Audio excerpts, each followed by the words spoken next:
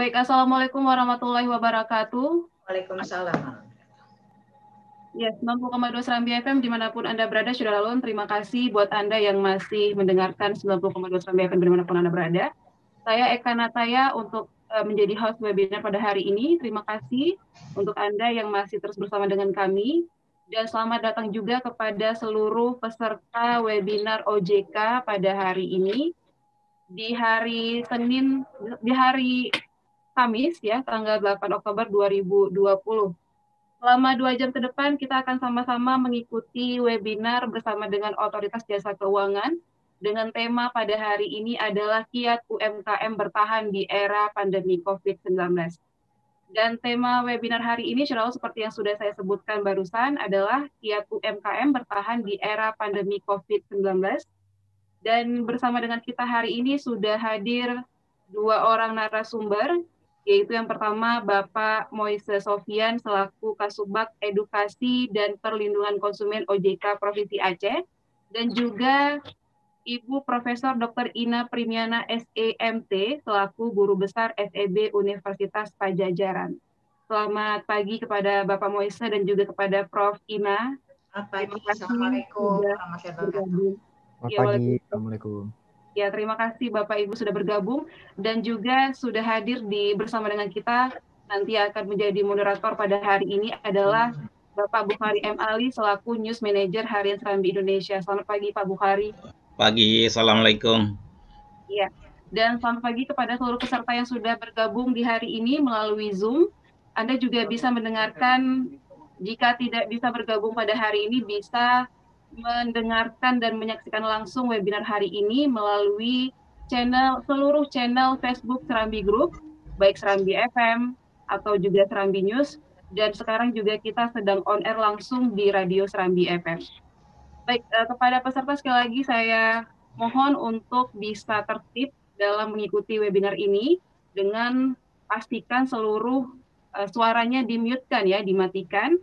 Dan nanti juga untuk peserta yang ingin bertanya, bisa bertanya langsung di kolom chat untuk sesi pertama, dan untuk sesi selanjutnya itu bisa raise hand untuk bertanya mengenai tema kita pada hari ini, Kiat UMKM Bertahan di Era Pandemi COVID-19.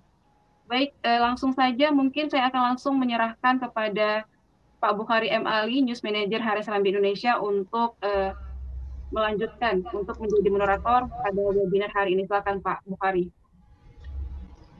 Baik, Eka.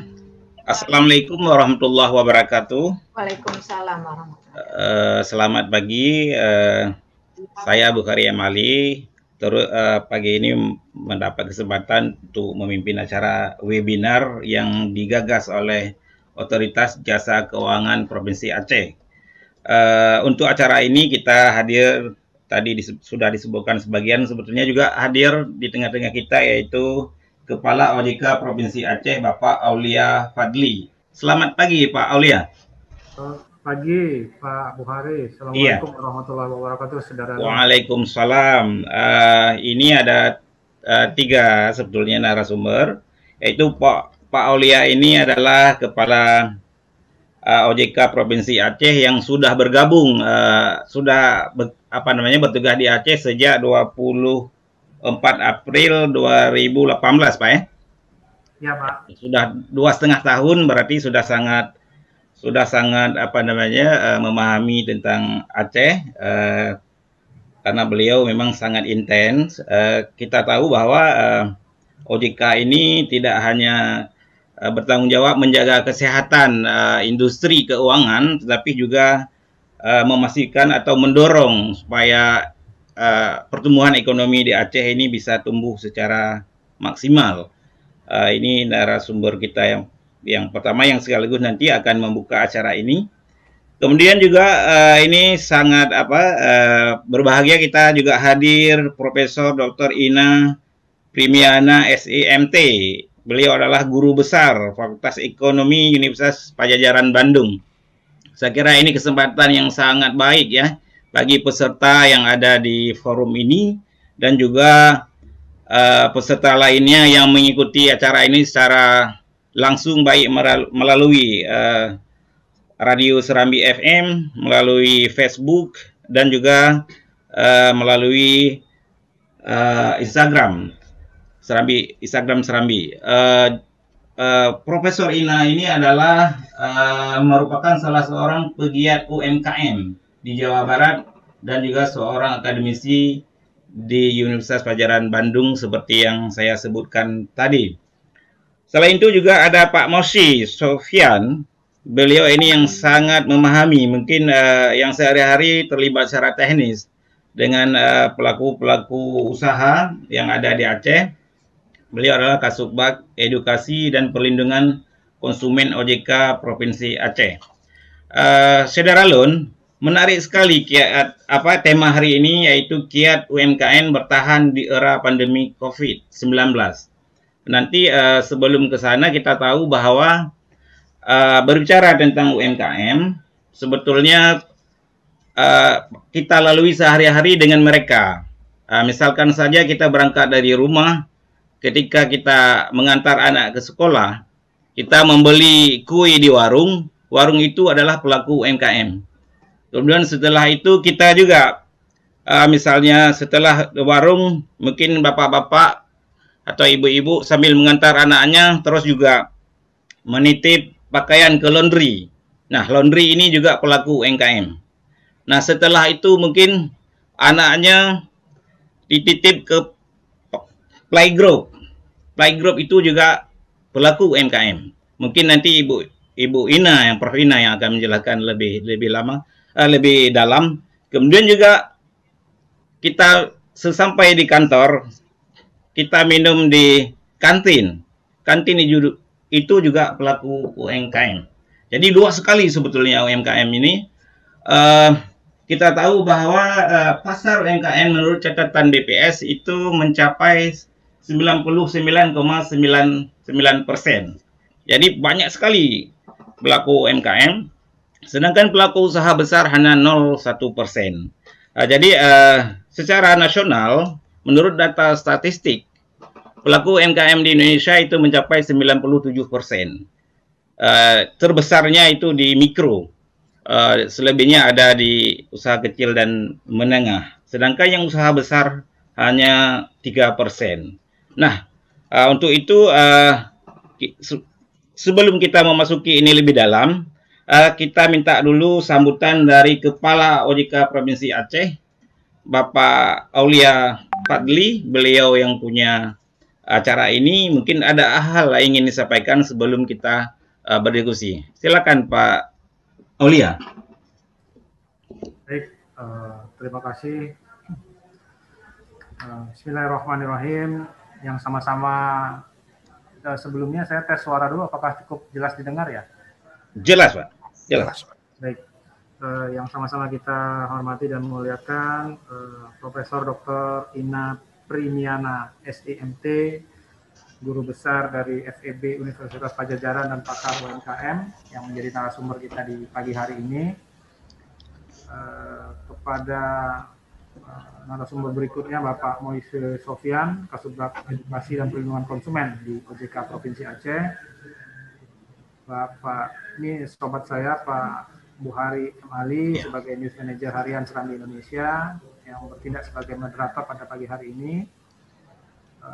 Ada host dari Mbak Ika, para hadirin peserta webinar yang dirahmati Allah Subhanahu Wa Taala, saudara Lun.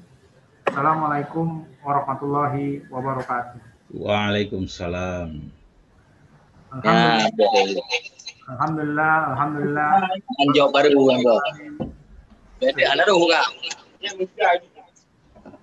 Harap dimatikan moodnya.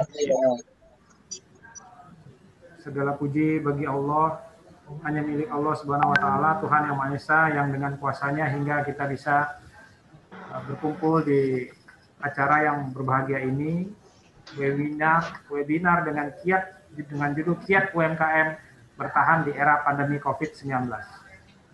Selanjutnya, tidak lupa kita sajikan salawat dan salam kepada junjungan kita Nabi besar Muhammad SAW, menjadi teladan dalam akhlak yang sempurna.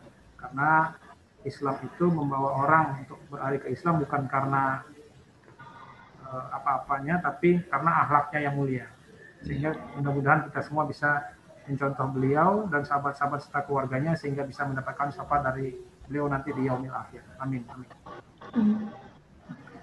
Bapak Ibu para hadirin yang kami muliakan, sebagaimana kita ketahui bersama terkait dengan amanah dari Undang-Undang Nomor 21 Tahun 2011, OJK itu melaksanakan fungsinya dengan tujuan agar seluruh kegiatan di sektor jasa keuangan itu bisa terselenggara secara teratur, terselenggara secara adil, terselenggara secara transparan dan akuntabel.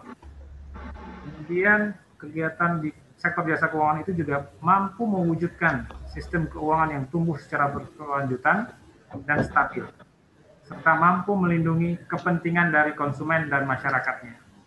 Nah, ketiga amanah inilah yang menjadi dasar bagi OJK untuk fokus melakukan upaya penguatan sistem keuangan di Indonesia, perluasan akses keuangan, dan upaya melakukan perlindungan konsumen di sektor jasa keuangan. Sebagai informasi, berdasarkan hasil survei nasional literasi dan inklusi keuangan di tahun 2019 yang lalu, tingkat literasi keuangan masyarakat di Provinsi Aceh berada pada angka 44,36% atau 6% di atas tingkat literasi nasional yang hanya sebesar 38%. Artinya, dari 100 orang masyarakat Aceh, 44 orangnya itu sudah memahami tentang keuangan. Kemudian kalau di breakdown lebih lanjut, tingkat literasi perkotaan saat ini 44,6% dan literasi di pedesaan sudah mencapai 42,11%. Namun kalau kita melihat dari tingkat inklusinya atau penggunaan dari produk lembaga jasa keuangan tersebut di Aceh, sesuai dengan hasil survei nasional literasi dan inklusi keuangan tahun 2019 tersebut, Aceh itu berada pada angka 86,1%. Jauh di atas target inklusi nasional sebesar 75%. Nah, ini artinya dari 100 orang, 86 penduduk Aceh itu sudah menggunakan produk keuangan. Tapi tadi kalau kita kaitkan di atas, yang mengerti, yang paham, itu baru 44, jadi separuhnya. Harapannya ke depan nanti bahwa gap antara literasi dan inklusi ini bisa semakin mengecil. Hadirin yang berbahagia, OJK juga melalui tim percepatan akses keuangan daerahnya, TPAKD, itu juga concern terhadap perluasan akses keuangan kepada masyarakat maupun pelaku usaha dan UMKM. Karena sama-sama kita pahami, UMKM itu merupakan salah satu sektor pendukung peningkatan ekonomi secara nasional. Selanjutnya, dengan berkembangnya UMKM dari level daerah atau level lokal ke level nasional maupun internasional, tentunya tidak terlepas dari pengetahuan, kreativitas, akses permodalan, dan akses pemasaran dari masing-masing UMKM tersebut. Maka dari itu, untuk menumbuhkan kreativitas tersebut, perlu adanya benchmark atau contoh yang bisa kita peroleh dari daerah lain. Nah, pagi hari ini kita sangat beruntung, kita kedatangan salah satu narasumber yang sangat kompeten, yaitu Ibu Profesor Dr. Ina Primiana, SEMT, guru besar dari Universitas Padjadjaran dan pakar UMKM. Saya berharap dengan adanya narasumber yang kompeten ini, bisa kita menggali semaksimal mungkin apa yang menjadi keahlian beliau di sektor UMKM, dan beliau bisa sharing kepada kita apa yang sudah beliau lakukan di daerah beliau, sehingga itu kita bisa replikasi di Aceh. Ini perlu kita lakukan agar kita bisa memiliki wawasan yang lebih luas dan lebih baik lagi. Dengan adanya wawasan yang lebih luas dan lebih baik ini, kita punya pengalaman yang lebih, sehingga kita bisa memperbaiki apa yang sudah kita lakukan selama ini dan perlu peningkatan apa yang perlu kita lakukan terhadap produk-produk kita tersebut. Kita sama-sama berharap bahwa kehadiran Profesor Ina pada pagi hari ini memberikan tambahan informasi, gambaran, maupun perbedaan kenapa UMKM di daerah Jawa itu bisa lebih berkembang, atau kalau di daerah lain itu kira-kira apa yang perlu ditingkatkan supaya bisa lebih berkembang nantinya ke depan.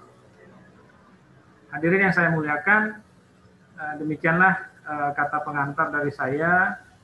Semoga informasi yang disampaikan oleh para narasumber dapat menambah insight wawasan bagi kita semua. Sekali lagi saya minta, saya titip pesan bagi Bapak Ibu sekalian selaku pelaku UMKM dan peserta webinar, galilah informasi sebanyak-banyaknya, mintalah nasihat sebanyak-banyaknya kepada para narasumber kita pagi ini. Dan kita sama-sama berharap agar UMKM di Aceh bisa lebih bersuara dan tidak hanya menjadi tuan rumah di daerah, tapi bisa menjadi pemain yang memiliki skala level nasional maupun internasional nantinya, insya Allah. Amin ya robbal alamin. Demikian yang saya dapat sampaikan. Semoga kita semua dapat mengikuti kegiatan ini dengan penuh hikmat. Tentunya nanti diskusinya juga lebih aktif dan hidup. Dengan ini saya nyatakan webinar ini resmi dibuka. Bismillahirrahmanirrahim. Demikian apa saya sampaikan sebagai sambutan. Wabillahi taufiq wal hidayah. Assalamualaikum warahmatullahi wabarakatuh. Waalaikumsalam. Ya, terima kasih Pak Aulia yang sudah membuka acara ini. Banyak juga informasi yang dapat kita peroleh tadi. Ada hal yang sebelumnya mungkin kita tidak tahu, termasuk banyak yang masyarakat Aceh yang terlibat dalam soal keuangan, tapi mereka mungkin tidak memahaminya secara literasi. Baik, Saudara Lun, ini peserta ini nanti akan mendapat voucher ya, masing-masing untuk 100.000 rupiah yang bisa mengikuti sampai selesai acara ini. Voucher ini disediakan oleh Otoritas Jasa Keuangan Provinsi Aceh. Karenanya kita berharap peserta juga bisa mengikuti sampai tuntas. Baik, sebelum kepada Prof. Ina, kita persilakan dulu Bapak Moise Sofyan, Kasubag Edukasi dan Perlindungan Konsumen OJK Provinsi Aceh, untuk mungkin ada hal yang ingin disampaikannya terlebih dahulu sebagai masukan kita. Nanti baru akan direspon oleh Ibu Ina. Untuk itu kami memberi waktu kepada Pak Mose 30 menit. Mudah-mudahan ini bisa dimanfaatkan secara maksimal. Silakan Pak Mose. Pak Buhari, mohon maaf Pak Buhari. Ya. Sebelumnya saya mohon izin Pak Moise juga. Bu Ina, saya mohon izin, saya lagi ditunggu di sedang rapat tadi di jendela yang lain. Oh ya. Baik Pak Aulia. Ya, jadi mohon maaf, lagi ada panel Bu. Jadi mohon maaf saya tidak bisa mengikuti sampai dengan selesai. Mudah-mudahan acaranya berlangsung lancar. Tadi pesan saya agar bisa berdiskusi dengan aktif, memanfaatkan ilmu dari narasumber yang terima kasih. Terima kasih Pak Aulia. Baik Pak Aulia, terima kasih. Sukses terus. Silakan Pak Moshe. Baik Pak Bukhari, terima kasih. Assalamualaikum Bapak Ibu semuanya, terhormat Ibu Profesor Ina Primiana, Pak Kepala OJK Provinsi Aceh Pak Aulia Fadli, dan tentunya juga Pak Bukhari selaku moderator.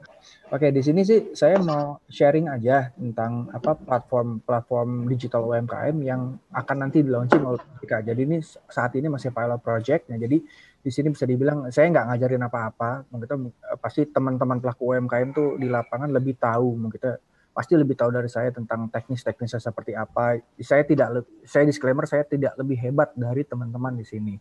Jadi saya mau sharing aja sebentar, saya share screen ya.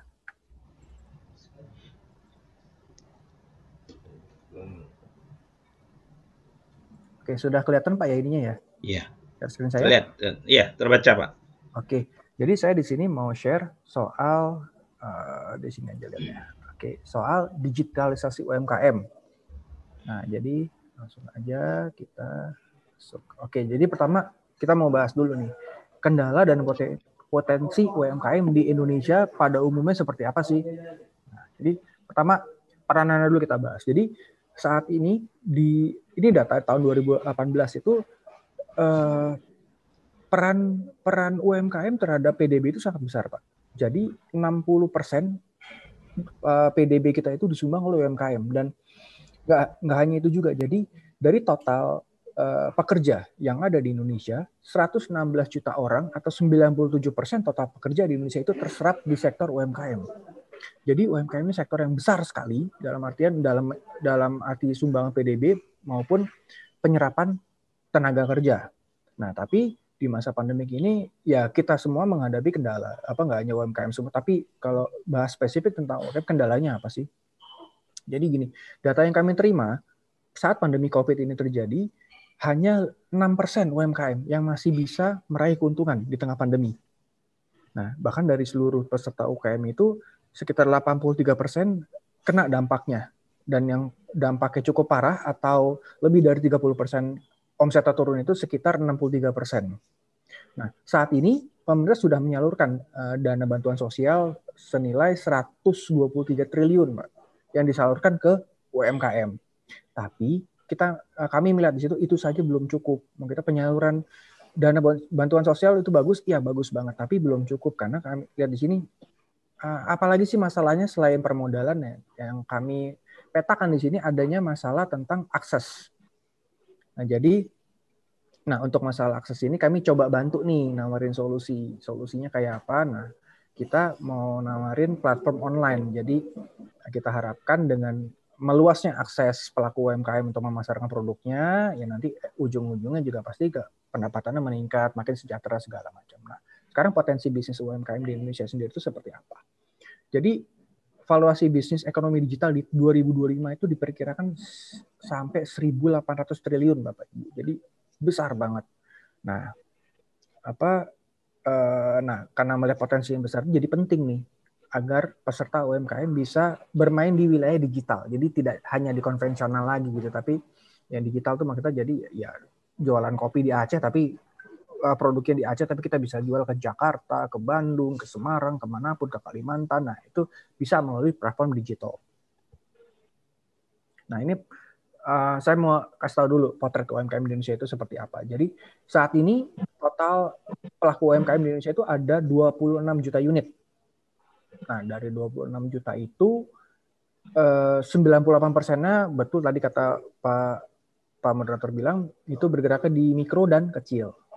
Nah, tapi kalau dilihat nih di peta yang di bawah, ini di sini mayoritas masih ada di Pulau Jawa. Ya memang Jawa dan Sumatera, tapi Jawa sendiri itu ada sekitar lebih dari 4 juta. Sedangkan kalau di bagian Sumatera bagian utara, wilayah kita ini sekitar 300.000 sampai 600.000 pelaku UMKM. Nah, permasalahannya apa? Permasalahannya sih yang 5 permasalahan utama itu yang berdasarkan data kami itu ada 5. Jadi ada masalah sumber daya manusia, masalah pembiayaan atau permodalan, pemasaran atau termasuk juga akses di sini, manajemen dan teknologi, dan kelembagaan. Oke, sekarang saya mau jelasin dikit tentang apa sih program digitalisasi UMKM ini, apa maunya dibawa kemana. Jadi tahapan-tahapan itu pertama kita akan tahap namanya onboarding. Onboarding ini apa? Onboarding ini jadi kami di sini akan mendorong pelaku UMKM dari offline menjadi online. Dengan tujuan apa? Tujuannya diharapkan dengan pergeseran perilaku dari offline ke online ini akan memperluas akses pasar. Nah, nanti juga itu gimana caranya, bisa nanti register di umkmu.id, nanti ini platform yang akan kami bikin nanti, dan nantinya juga kami bisa membantu memberikan akses permodalan kepada pelaku UMKM. Nanti di slide selanjutnya akan saya jelasin lebih detail sedikit. Nah, setelah onboarding tahapnya apa? Namanya tahapnya active selling dan peningkatan transaksi. Jadi nanti di tahap ini kami akan memberikan pelatihan untuk gimana sih caranya branding produk untuk UMKM, gimana caranya bikin pemasaran yang lebih menarik, yang lebih kalau orang Jakarta bilang istilahnya catchy, lebih gampang ditangkap oleh pasar kayak gimana. Nanti juga di sini juga kita akan adakan aktivitas pendampingan, dan terus juga tentunya dengan pendampingan nanti diharapkan literasinya meningkat. Kayak tadi yang Pak Aulia bilang kan sekarang ada gap nih antara inklusi dan literasi. Nah, itu kita harapkan pelan-pelan gap-nya makin mengecil. Nah, setelah tahap selanjutnya nanti namanya scale up business. Jadi nanti kita tingkatkan lagi nih skalanya, kan sudah dapat pelatihan, pengetahuannya sudah makin meningkat. Kita tingkatin skalanya. Nanti insya Allah kita akan melakukan event-event ya sekarang sih belum bisa ya karena masih pandemi, tapi nanti diharapkan kita ada melalui expo atau segala macam gitu. Nah, nanti kalau sudah meningkat lagi baru kita bicara ke penetrasi ke pasar internasional, kurang lebih seperti itu. Nah, sekarang kita bicara potensi ekonomi digital di Indonesia. Jadi Indonesia ini kita dikaruniai oleh populasi yang besar. Ini kita mesti bisa melihat ini sebagai potensi. Ya memang kalau salah kelola bisa jadi masalah, tapi ya kita pilih saja melihat ini dari sisi positif ya. Bayangkan saat ini ada kurang lebih 262 juta rakyat Indonesia. Ini potensi yang sangat besar banget. Nah, kalau di 2020 prediksinya gimana? Prediksi di 2020 ekonomi digital itu menyumbang kurang lebih 2 kuadriliun terhadap PDB Indonesia. Jadi digital ini tidak gabungan ya, antara yang UMKM dan non UMKM, tapi ya bisa dibilang bisa dilihat di situ kita nyumbangnya itu di digital ini 150 miliar US dollar atau ya tadi 2 kuadriliun. Nah, itu kan sayang kalau teman-teman UMKM nggak bisa menggrab peluang ini gitu.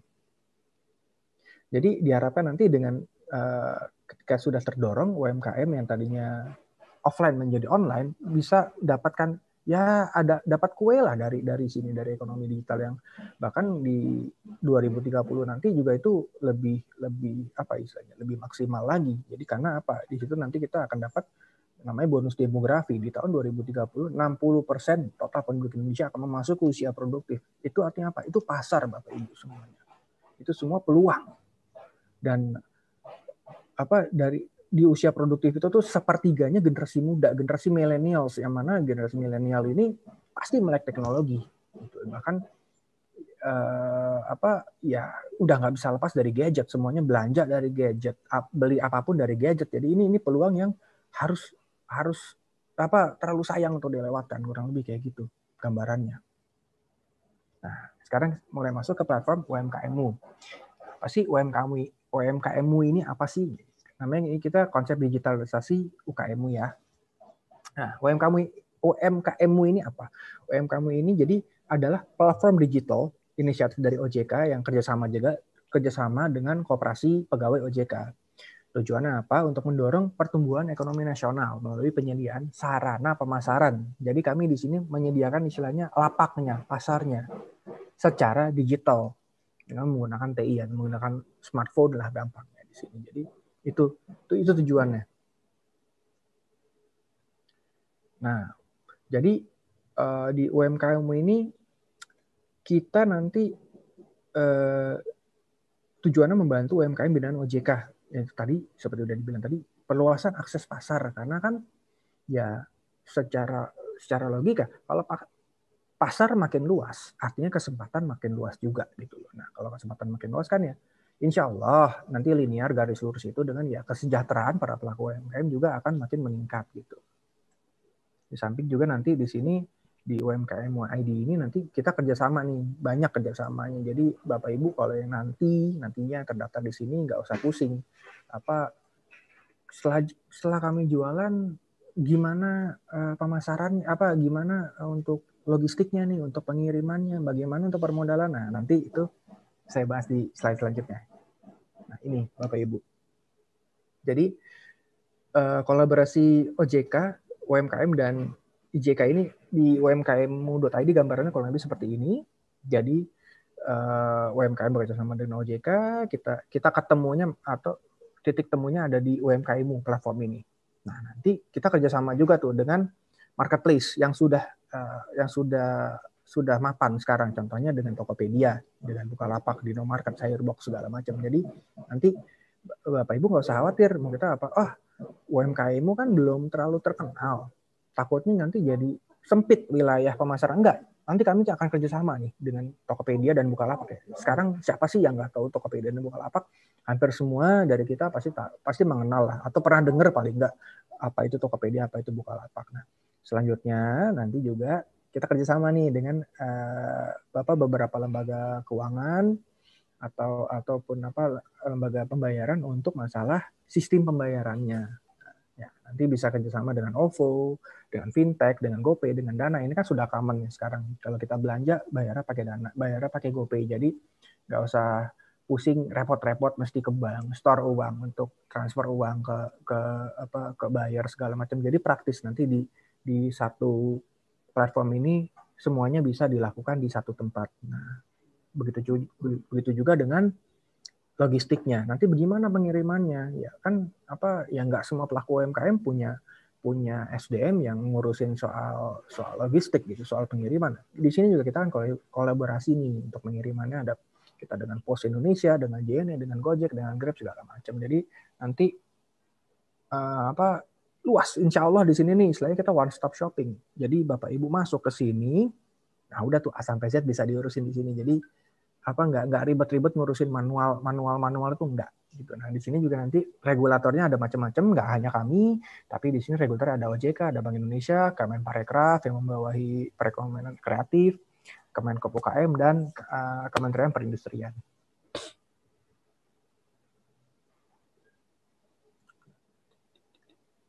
Nah ini saya skip aja. Nah ini kurang lebih nanti tampilannya yang ada di UMKM Indonesia. Ini tampilan homepage-nya nanti seperti ini layar mukanya. Nah ini contohnya nanti. Jadi di dalamnya itu ada klasifikasi. Jadi misalnya Bapak Ibu atau teman-teman yang misalnya jualannya baju, nanti masuk kategori fashion, atau jualan topi, bisa juga handicraft, masuk ke kerajinan, jualan kopi, atau Abon ke Mama itu kan cukup terkenal di Aceh ini, itu bisa masuk ke kuliner segala macam. Bisa juga jualan furniture, bisa itu. Jadi di sini kami berusaha membuka seluas-luasnya akses pasar terhadap UMKM untuk UMKM. Karena itu tadi UMKM ini potensinya besar. Sayang kalau bukan kita, siapa lagi yang manfaatin gitu loh. Nah, ini penyediaan daftarnya nanti contoh-contohnya. Nah, ini penyebaran UKM.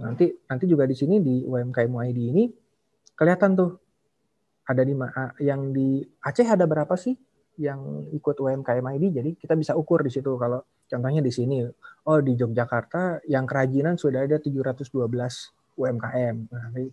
Nanti ke depannya kami harapkan juga ini pemetaan ini membantu kita. Jadi kita tahu mana yang harus dibantu, mana yang perlu dapat perhatian lebih gitu, atau yang katakanlah mana nih yang sudah bisa go internasional, mana, atau ini perlu dibina lagi untuk dapat pelatihan lebih yang mana. Harapannya seperti itu dengan pemetaan seperti ini nanti. Nah, nanti ini moga-moga kalau sudah launching nanti teman-teman UMKM bisa daftar ke sini. Nah, kalau untuk sementara sih belum, karena ini masih pilot project. Doain aja nggak sampai akhir tahun ini kita akan launching. Nanti yang jelas kami kerjasamanya sih akan ke Pemda dan Pemko dan beberapa komunitas. Jadi itu pentingnya berkomunitas UMKM ya.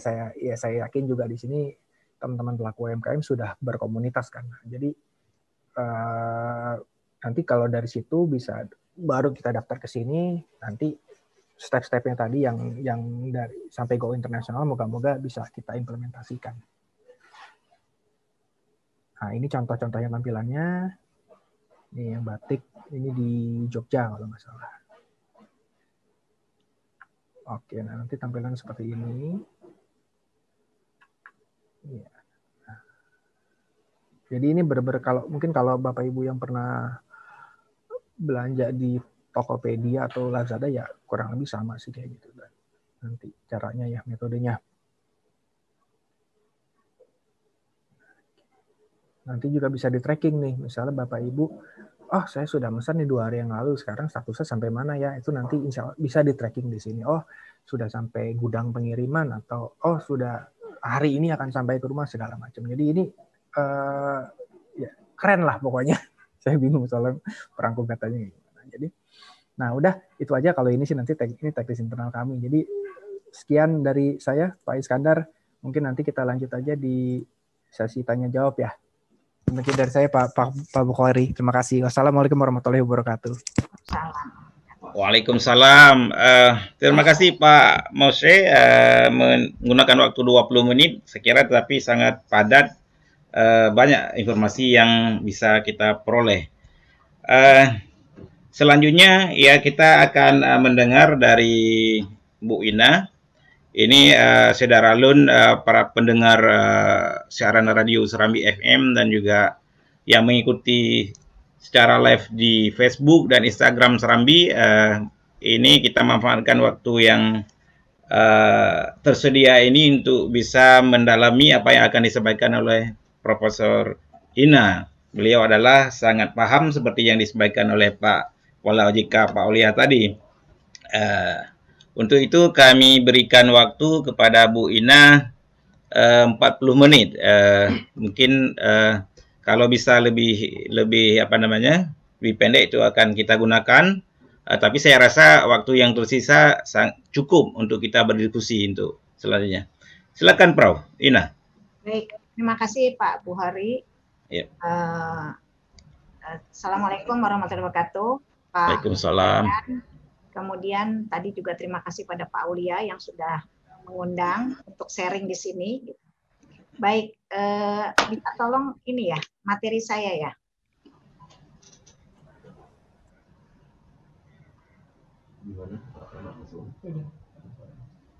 Baik, saya akan sharing di sini bagaimana kiat UMKM bertahan di era COVID-19. Next. Kita lihat dulu tadi yang sudah disampaikan oleh Pak Moshe tentang berapa jumlah UMKM di Indonesia itu cukup besar. Saya karena kebetulan saya sudah lama mendalami, saya ingin kita lihat dulu nih 10 tahun. Karena data yang ada itu hanya sampai 2018, seharusnya ya sampai 2019 ya. Jadi kita lihat dulu ya. Ini kalau dilihat unit usaha dari 2010 sampai 2018 itu meningkat hampir 1 juta per tahun. Hanya tertinggi pada usaha mikro atau sektor informal. Nah, kemudian diikuti dengan jumlah tenaga kerja yang meningkat sebanyak 20 juta selama 2010 sampai 2018 atau lebih dari 1 juta per tahun. Tapi bekerja di usaha mikro atau sektor informal dan mayoritas pendidikan rendah. Jadi itu sebenarnya potret dari kondisi ekonomi kita, perekonomian kita yang ditopang oleh sektor informal. Jadi mayoritas itu yang menopang itu adalah sektor informal. Kemudian peningkatan kontribusi terhadap PDB juga cukup besar dibandingkan dengan usaha besar, dan ini sebenarnya usaha mikro yang tertinggi. Jadi kalau ini dikelola dengan baik, maka hasilnya maksimal. Nah, jadi sampai sekarang belum terjadi perubahan struktur UMKM sebagai fondasi perekonomian Indonesia. Jadi sampai sekarang nggak pernah kelihatan yang naik kelas itu yang mana gitu, dari mikro ke kecil, kecil ke menengah atau menengah ke besar. Nah, jadi masih terus strukturnya masih seperti ini. Next. Next. Ya, ini kalau kita lihat total ekspor. Pada tahun 2010 sampai 2018, produk UMKM yang diekspor itu berkisar 11 miliar per tahun dan hampir 80% dikuasai oleh menengah. Jadi ketika ekspor nggak kuat ternyata usaha mikro kecil karena mereka barang-barangnya mungkin tidak bisa diterima oleh negara-negara tujuan. Nah, UMKM saat ini UMKM yang masuk pada rantai pasok global itu masih sangat kecil, hanya sekitar 0,8%. Jadi ini masih perlu ditingkatkan daya saingnya. Kemudian investasi yang dilakukan usaha mikro kecil sangat kecil bila dibandingkan dengan jumlah usaha mikro. Jadi kalau kita lihat investasinya itu untuk usaha mikro kecil itu masih sangat kecil. Itu hanya 2 T ya, 2 miliar ya ini ya. Oke, sebentar. Ya, jadi ini sangat kecil. Jadi angkanya itu kenaikannya itu dari 2010 sampai 2018 ini ya 2M itu masih sangat kecil dibandingkan dengan jumlah UMKM yang mencapai 90% dari UMKM. Jadi harusnya kalau UMKM-nya lebih tinggi, investasi di UMKM juga harus lebih besar gitu ya, harus sangat besar. Nilainya mungkin tidak ini ya. Jadi ini harus ditingkatkan. Yang terutama ini usaha mikro kecil ya. Jadi ini sangat kecil sekali. Oke, next berikutnya. Nah, ada kesulitan membina UMKM sejak 2010 itu disebabkan karena tidak dimilikinya database UMKM. hingga terlihat mana UMKM yang naik kelas dan keberhasilan pembinaan. Banyaknya kementerian, lembaga, atau instansi yang mengurus UMKM dengan pola pembinaan yang tidak terintegrasi. Ya, ini terintegrasi harusnya. Kemudian 90% tenaga kerja juga disumbang oleh 61 juta UMKM yang ada di Indonesia dan mayoritas sektor informal.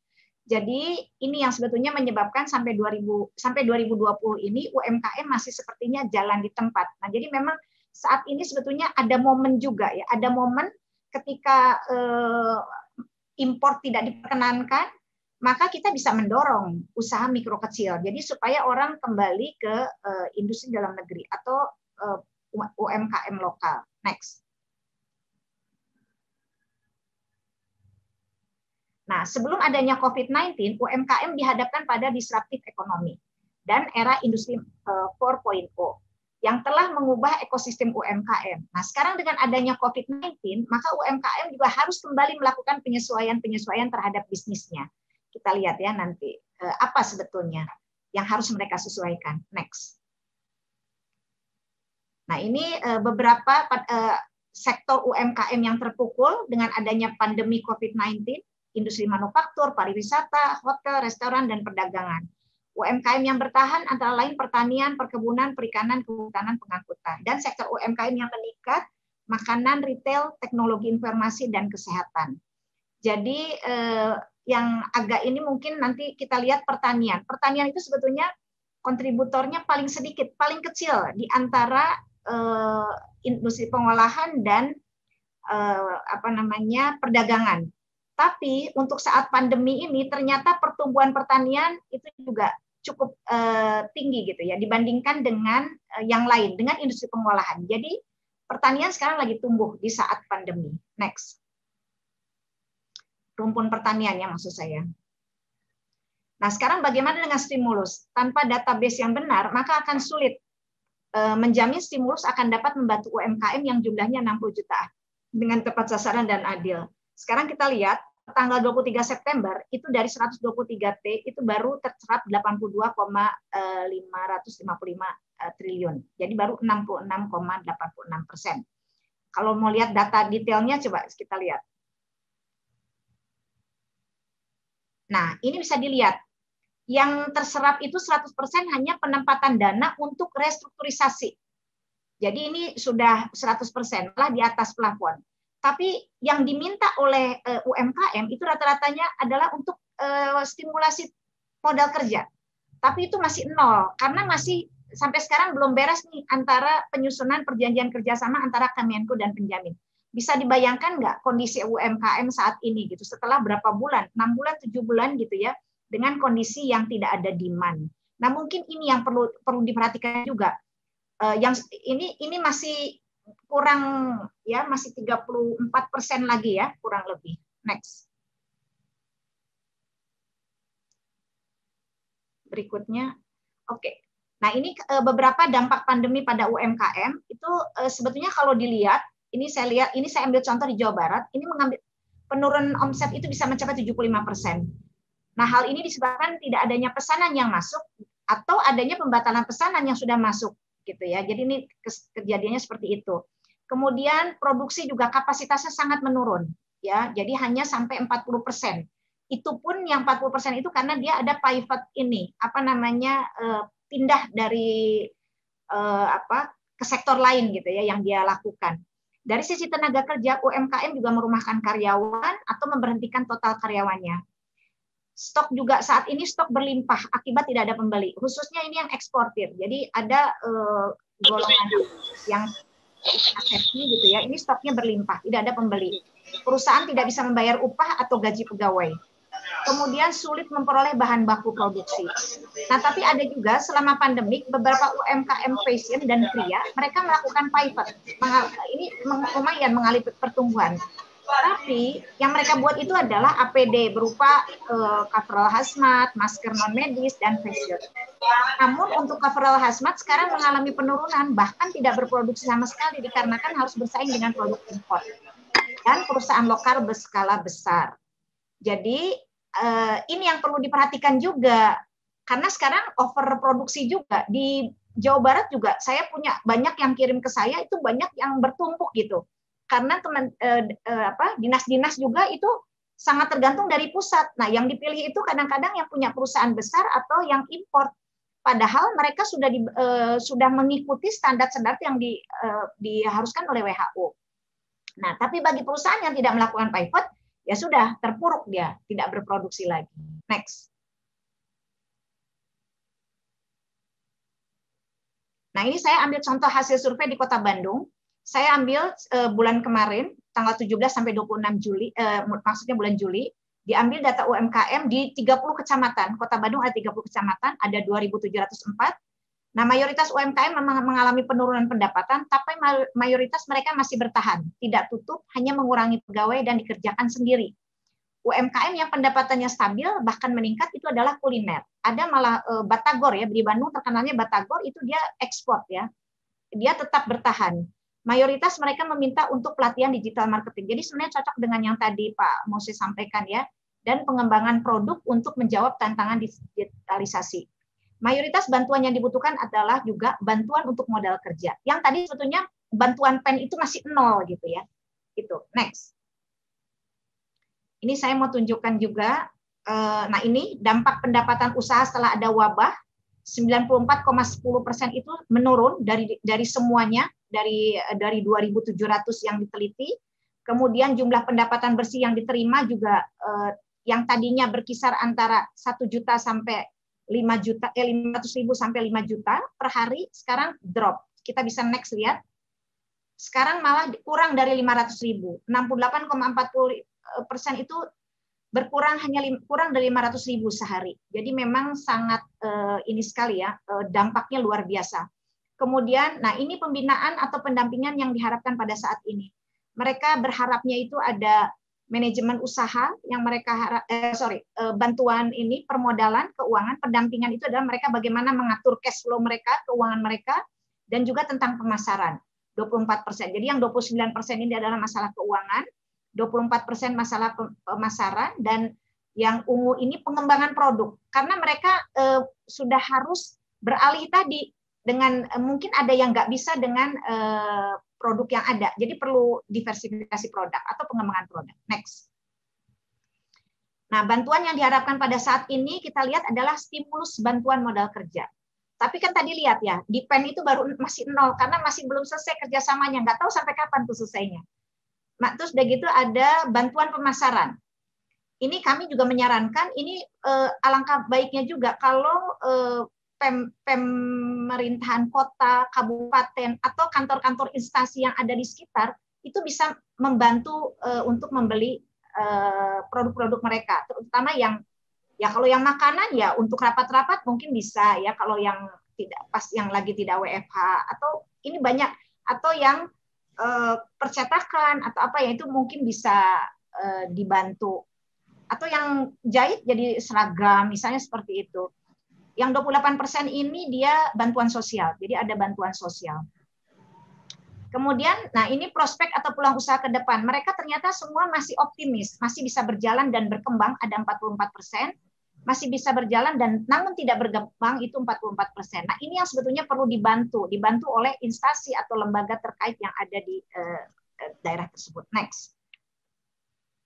Nah ini saya coba memetakan gitu. Jadi memang dari kondisi existing tadi, mereka tuh perlu intervensi bantuan pemerintah apa sih? Jadi saya coba ada yang quick win harus ngapain, ada yang penyelamatan gitu ya, ada yang pemulihan. Jadi coba dibuat gitu ya, apa yang harus dilakukan untuk membantu mereka. Ya jadi, nah kalau kita lihat misalnya ini untuk yang intervensi menjalankan kembali kegiatan pelatihan atau pendampingan hingga pemasaran yang sebelumnya ada di DPA misalnya. Jadi tapi tetap harus protokol kesehatan. Jadi updating data, ada updating data produk UMKM yang ada. Ini di Kota Aceh misalnya membuat peta UMKM per kecamatan gitu ya.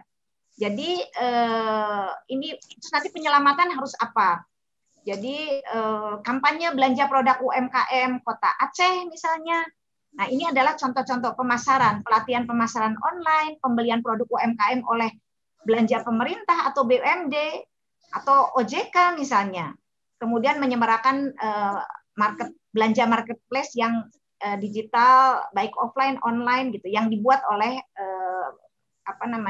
pemerintahan di setempat. Nah, jadi ini mendorong dinas-dinas melakukan pelatihan tadi, pameran online, packaging. Jadi ini sebetulnya beberapa yang mereka minta sebetulnya pada saat pandemi ini. Next. Nah, ini contoh intervensi di kecamatan. Jadi saya mencoba untuk mencari kalau di tingkat Bandung, di tingkat kotanya itu harusnya seperti apa, dan masing-masing kecamatan juga. Karena setiap kecamatan ternyata berbeda. Produk-produk yang berkembangnya itu berbeda. Ada yang kuliner, ada yang fashion, atau lainnya itu termasuk craft, ada macam-macam. Jadi ini kalau dilihat, ini kan harus masing-masing harus diperlakukan beda-beda. Nah ini sehingga nanti masing-masing di kecamatan akan tahu harus seperti apa yang dilakukan. Misalnya ini mereka perlu pembinaannya apa saja. Ada manajemen keuangan, pemasarannya, inovasi produk. Bantuan yang diharapkan stimulus bantuan modal kerja, bantuan sosial gitu ya. Nah, ini prospeknya mereka sendiri yang menjawab. Masih bisa berjalan dan berkembang hanya 36%. Tapi masih bisa berjalan dan tidak berkembang lebih besar gitu ya. Nah, sehingga nanti ada kebutuhan intervensi pemerintahan kota. Apakah itu nanti kan mungkin Aceh juga bisa gitu ya. Untuk melakukan apa yang bisa kami lakukan. Jadi saya lakukan ini satu-satu. Jadi membuat peta jenis usaha yang tersebar di kecamatan tersebut untuk mengetahui potensi kuliner, fashion, dan usaha lainnya yang dapat dijadikan unggulan di kecamatan. Melakukan pelatihan sesuai dengan yang mereka inginkan. Kemudian memetakan kuliner, fashion, dan usaha lainnya yang dapat menjadi produk keperluan belanja Pemkot misalnya. Mengadakan event rutin, temu bisnis, temu konsumen, pedagang di kecamatan. Karena kita sekarang perlu membatasi juga gerak gitu. Jadi usahakan di kecamatan itu sudah ada gitu ya, apapun yang mereka butuhkan gitu. Jadi diadakan acara-acara. Kalau di Bandung sudah ada tempatnya disediakan gitu ya. Menjalankan kegiatan atau program rutin yang ditunda akibat COVID. Kemudian mewajibkan penggunaan protokol kesehatan untuk setiap menjalankan kegiatan. Bagi pedagang dapat diberi bantuan face shield, masker, hand sanitizer. Nah, karena di sini ada stimulus bantuan modal kerja, maka berusaha mendapatkan dana PEN untuk stimulasi bantuan modal kerja dan bantuan sosial. Nah, jadi bagaimana gitu? Ini adalah hal-hal yang bisa untuk daerah. Oke, masih kecamatan maksud saya. Next. Nah, apa yang perlu dilakukan pada masa COVID-19 saat ini? Nah, ini memang perlu kerjasama ya. Nah, jadi ya next. Jadi sebetulnya dalam COVID-19 ini awalnya kita memang ke kesehatan, tapi ternyata kesehatan dengan adanya PSBB semuanya sektor ekonomi malah terpuruk gitu ya. Sehingga memang perlu ada edukasi kepada para pelaku usaha untuk boleh berproduksi, tapi gitu ya, tapi harus dia tetap menjalani protokol kesehatan. Misalnya kalau orang yang masuk Indomaret nggak pakai masker ditolak, misalnya seperti itu. Jadi kita sendiri yang harus maksudnya dari masing-masing di Pemkot atau Pemkat itu harus mulai tegas gitu. Kalau enggak, ekonomi tambah terpuruk. Jadi berikan edukasi protokol kesehatan baik bagi dirinya sendiri maupun pembeli bagi UMKM, toko, restoran, warung, PKL oleh pemerintah kota atau kabupaten. Perhatikan sektor yang bertahan dan meningkat di masa pandemi COVID. Nah, itu perlu didukung oleh OJK atau oleh Pemkot atau Pemkat ya, dinas-dinas itu perlu didukung. Jangan sampai semakin terpuruk seperti yang lain. Mengedukasi cara-cara berjualan online dan packaging. Ya tadi udah oleh Pak Mose ya, yaitu diajarkan. Next. Bantuan stimulus yang tepat.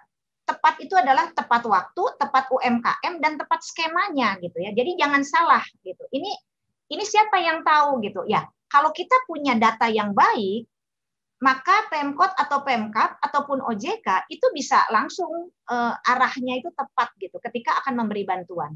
Sehingga updating database UMKM itu by name, by address, lama berdiri, lokasi, dan jenis usahanya itu akan memudahkan dalam memberi bantuan dan pendampingan untuk pengembangan kemasan ke depan.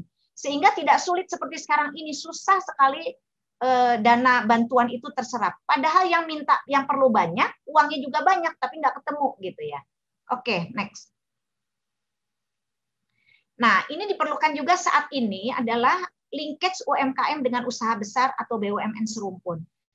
Pemerintah perlu mencarikan apakah itu kota, kabupaten, mencarikan link bagi UMKM untuk menjadi bagian dari rantai pasok atau pemasok bagi usaha besar, BUMN atau BUMD. Ke depan dapat menumbuhkan peluang menghasilkan produk substitusi impor. Jadi bisa lihat juga. Jadi di hilirnya di Aceh itu apa gitu. Selama ini ngambil bahan bakunya dari mana gitu. Apa mungkin nggak disubstitusi gitu ya produk itu. Sehingga itu membuka lapangan pekerjaan juga. UMKM di Indonesia itu baru sekitar 6% yang menjadi pemasok usaha besar atau BUMN. Bandingkan dengan Malaysia yang mencapai lebih dari 45%.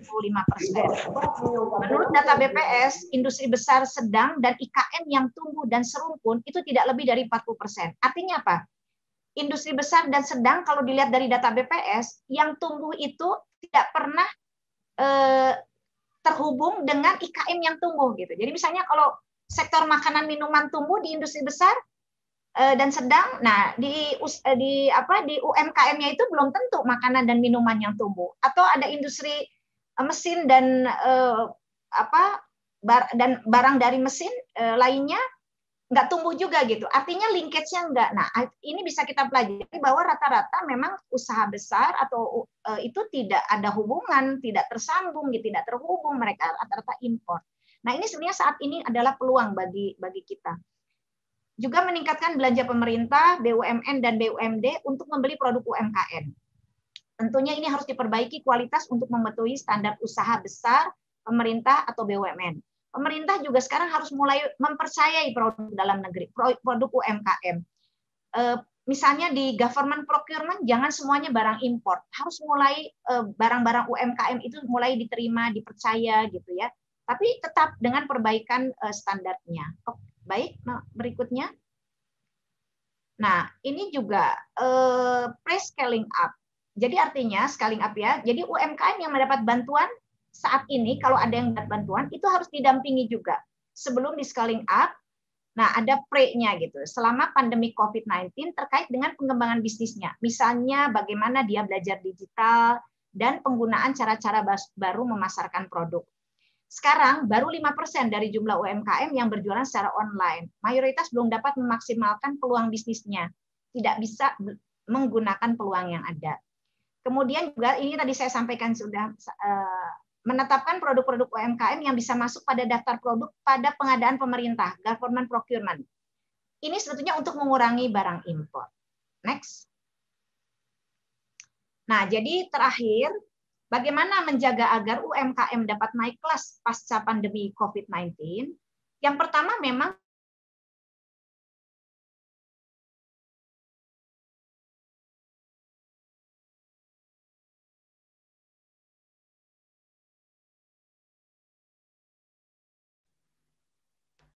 Kementerian KUHP gitu ya, karena memang itu yang ngurusnya gitu. Perlu mempertegas pembagian tugas peran kementerian dan lembaga dalam pengembangan UMKM. Tidak semua melakukan aktivitas yang sama. Akhirnya apa? UMKM-nya nggak naik-naik kelas, uangnya bertebaran di mana-mana gitu kan. Jadi sayang sekali. Kalau fokus itu akan berbeda hasilnya. Scaling up untuk memperkuat produk UMKM, baik kualitas dan standar, untuk difasilitasi masuk dalam e-katalog pada government procurement. Kemudian saatnya beralih ke produk, saatnya beralih ke produk lokal. Jadi kemudian mendorong linkage dengan usaha atau industri besar, kemudian menjadikan bagaimana UMKM itu yang agile dan mass customization. Artinya mereka benar-benar fleksibel, mampu melihat pasar sehingga bisa memenuhi apapun keinginan customer-nya gitu ya. Jadi saat ini adalah yang agile. Merubah sistem pembiayaan dengan menggunakan jaminan kredit dari lembaga penjamin kredit. Nah, ini sebetulnya sudah lama sih saya mengusulkan. Jadi sekarang itu sebetulnya tidak harus langsung ke perbankan. UMKM itu cari saja dulu ke lembaga penjamin. Jadi lembaga penjamin yang akan survei, nanti kalau udah ada surat keterangan atau pernyataan dari lembaga penjamin bahwa ini oke, boleh dikasih kredit, ya sudah gitu, bank tidak perlu lagi gitu. Nah, ini sebetulnya yang belum berjalan. Kalau di Korea, di Jepang itu sudah berjalan. Bagaimana lembaga penjamin kredit itu berjalan. Jadi kalau lembaga penjamin kredit, kalau di Korea hampir semuanya ke lembaga penjamin kredit dulu. Di Thailand juga ya. Kemudian tapi kalau di Jepang itu dibedakan antara asuransi dan lembaga penjamin kredit. Jadi bedanya kalau lembaga penjamin kredit, mereka cari dulu sebelum ke bank. Tapi kalau asuransi, ke bank dulu, baru dapat nanti ke bank dulu, nanti akhirnya baru pakai asuransi. Jadi ini berbeda gitu ya. Baik, mungkin itu yang saya bisa sampaikan. Sudah selesai kayaknya ya. Ya, baik. Terima kasih. Mungkin nanti kita bisa lanjutkan dengan tanya jawab. Terima kasih. Assalamualaikum warahmatullahi wabarakatuh. Iya. Terima kasih Prof. Ina, menarik sekali ini beberapa data dan juga solusi yang disampaikan kepada kita. Ini tentunya akan menambah pengetahuan kita lebih besar terhadap UMKM ini. Tampaknya Prof. Ina memang sengaja memberi peluang kepada kita untuk lebih banyak bertanya, karena ini akan lebih interaktif yang seperti ini, saya kira akan lebih masuk kepada kita masing-masing. Baik, sebelum peserta bertanya, mungkin ada pertanyaan dari saya khusus untuk Prof. Ina dulu ya. Apakah Prof ada kira-kira contoh mungkin yang bisa dikemukakan di Indonesia, apakah dia di level provinsi atau tingkat kabupaten kota yang bisa bertahan dari gempuran pandemi COVID ini ya, sehingga ekonominya tidak terlalu terganggu untuk kabupaten atau provinsi setempat, sehingga mungkin apa yang menjadi andalan? Kalau tadi Prof. Ina menyebutkan mungkin sektor pertanian ya yang lebih banyak membantu UMKM ini dibandingkan dengan sektor yang lain, termasuk juga kuliner tadi atau apa yang kadang-kadang tidak bisa diangkut atau dikirim dan sebagainya. Kemudian ini satu yang untuk dalam negeri. Mungkin Prof. Ina juga tadi menyebut-nyebut ke luar negeri, antara lain membandingkan di Malaysia atau di Jepang. Nah, tadi kalau saya tidak salah mencatat, mungkin apakah ada negara-negara lain yang mereka bisa bertahan karena ditopang oleh UMKM ini perekonomian mereka. Apakah itu baik di Asia atau mungkin juga di Eropa atau di mana saja, mungkin negara yang mungkin bisa kita lihat mereka kalaupun tidak sehat 100% mungkin terselamatkan dengan produk UMKM mereka ini, Bu Prof. Ina, silakan. Baik, kalau contoh yang di Indonesia itu ada, itu binaan saya juga di Pangandaran. Saya punya binaan para petani kelapa. Mereka itu di saat pandemi sekarang, mereka itu dari sabut kelapa itu mereka bikin koko pit dan koko fiber. Itu sudah ekspornya itu ke Cina dan ke Jepang. Nah, ke Jepang. Dan sampai sekarang itu masih bertahan. Nah, hanya mereka itu yang ada persoalannya itu sebetulnya mereka juga bikin koko chip ya sebetulnya, dan juga ke Kanada juga ekspor. Cuman karena mereka itu mesinnya buat sendiri sehingga ada terganggu korosi, ada terkontaminasi sama ini. Jadi harus pakai stainless steel. Nah, jadi yang itu terhenti. Tapi untuk yang ini ke Jepang itu koko pit itu untuk jadi pupuk tanaman gitu ya. Jadi sebenarnya kelapa itu banyak sekali kegunaannya. Itu ini tontonan. Jadi setahun itu mereka bisa sampai 20 M dan masih jalan sampai sekarang gitu loh. Ini untuk pupuk itu. Jadi memang sebetulnya begini. Selama produk itu memang dibutuhkan dari negara lain, mereka tetap akan minta gitu loh. Nah, kan nanti sekarang saya sebenarnya punya data juga. Itu bagaimana dari trade map ya. Jadi itu bagaimana ekspor kita itu sebenarnya masih banyak yang kosong, yang belum terisi. Nah, itu kan bagaimana kementerian, pemerintahan provinsi, kabupaten kota, ataupun OJK, BI, itu bisa, yang membina itu bisa melihat, oh, kamu bisa nih masuk ke negara ini, kamu bisa nih negara ini. Karena sebetulnya belum semua itu terpenuhi. Jadi ambil contoh perhiasan-perhiasan itu kan kita juga ya, perhiasan itu kan kita juga kaya kan sebetulnya ya. Betul. Itu pasar di luar itu baru 40% yang terisi gitu loh.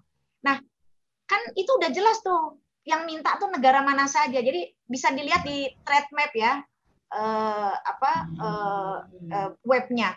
Itu jelas sekali. Nah, itu sebenarnya memudahkan kita mencari UMKM untuk membina mereka biar masuk juga ke pasar ekspor. Itu juga bisa gitu loh. Nah, jadi peluangnya sebenarnya banyak gitu loh, Pak. Nah, terus yang kedua untuk yang luar, ini ada model yang Thailand aja, Pak.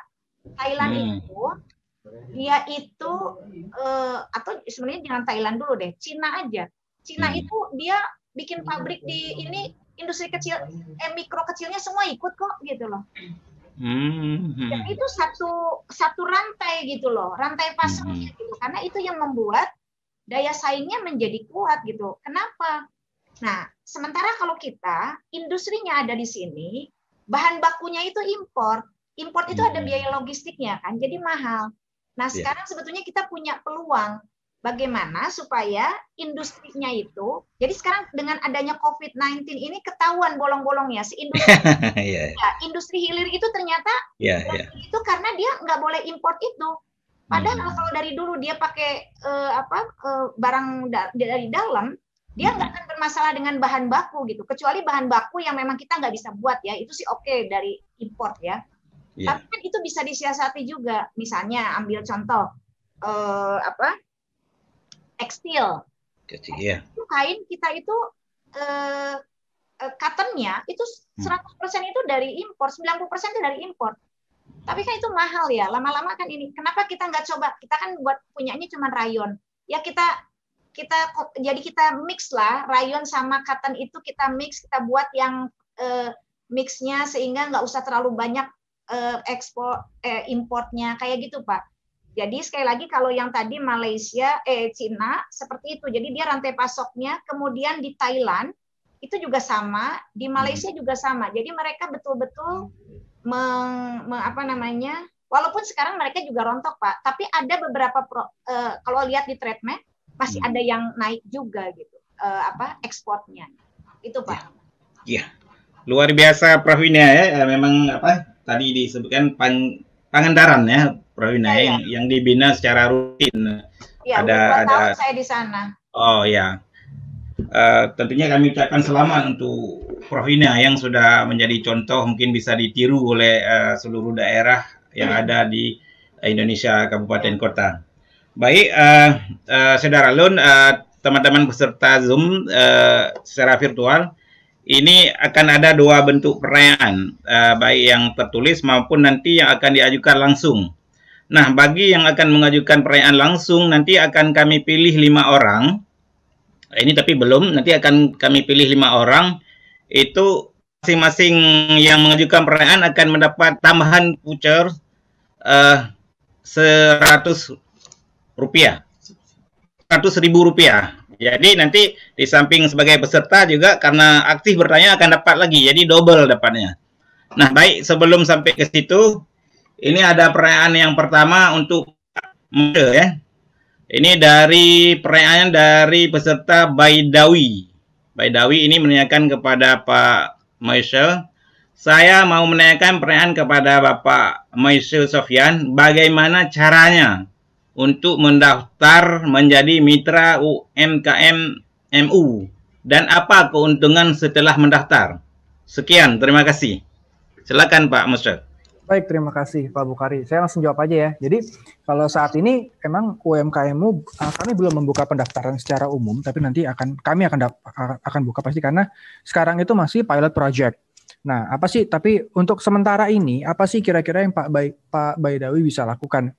Ya pastikan Pak Baidawi terdaftar di Pemda UMKM-nya. Jadi karena kami juga akan agak sulit ya kalau kami mendatangi satu gitu ya, karena ya SDM juga terbatas di sini. Jadi pasti kami kalau barisnya ke Pemda.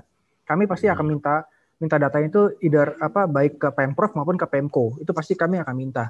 Coba mana dong ada data UMKM yang ada di Pemda dan Pemko. Itulah nanti sumber itu pertama yang akan kami masukkan dulu ke UMKM-mu. Gitu. Jadi pastikan aja UMKM Pak Baidawi terdaftar di binaan Pemda lah, kurang lebih kayak gitu. Nah, keuntungannya apa nanti kalau daftar tadi? Ini keuntungannya adalah perluasan akses yang utama itu. Jadi gini, contohnya gini. Kalau misalnya sekarang Pak Baidawi, saya nggak tahu produk Pak Baidawi apa ya. Pak Baidawi katakanlah jualan kopi di Aceh. Kalau Pak Baidawi itu melakukan penjualan secara offline atau manual seperti sekarang, ya paling kan yang tahu ya masyarakat sekitar Aceh aja. Gitu. Jadi nggak tahu tuh orang Jakarta ada kopi Pak Baidawi itu enak, itu nggak tahu. Nah, dengan adanya nanti platform ini diharapkan jadi seluruh Indonesia ini tahu nih bahwa oh di Aceh ini ada ya kopi Pak Baidawi ya.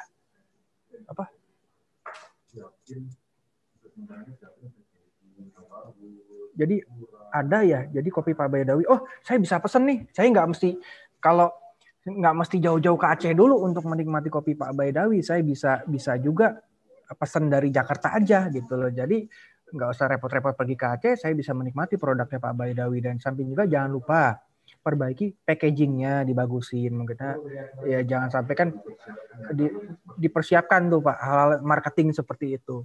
Jadi ya jangan sampai oh ya nih memang sih katakanlah produknya enak tapi nggak bisa dibawa jauh-jauh karena kemasannya mudah sobek. Contohnya seperti itu. Jadi sementara menunggu ini nanti dibuka, istilahnya kita perbaikan dulu dari dalam. Nah kalau saya sih perbaikan paling dasar apa? Integritas itu udah nggak bisa ditawar. Emang kita kalau nanti juga lari ke permodalan segala macam ya, itu kan ya dasarnya mesti ya itu aja. Jadi kalau saya tadi bilang keuntungannya apa? Keuntungannya yang pertama akses tadi dan bahkan sistem pembayarannya pun bahkan sekarang mudah. Kalau sekarang mungkin saya datang ke toko mayoritas di Aceh ya yang saya rasakan ya. Saya ke warung kopi itu mereka mayoritas masih cash pembayarannya. Belum bisa cashless Pak Bukhari. Jadi kalau saya mau pakai kartu debit itu masih belum bisa, pakai GoPay saya mayoritas masih belum bisa. Nanti di UMKM-mu ini disediakan platformnya. Jadi misalnya customer ya kadang-kadang ya saya juga jujur malas sih, misalnya saya mesti belanja di Tokopedia tapi masih transfer ya ribet ya kalau kayak gini ya. Nah, nanti kan di sini kan ada bisa pakai GoPay, bisa pakai OVO, bisa pakai Kris, bisa macam-macam.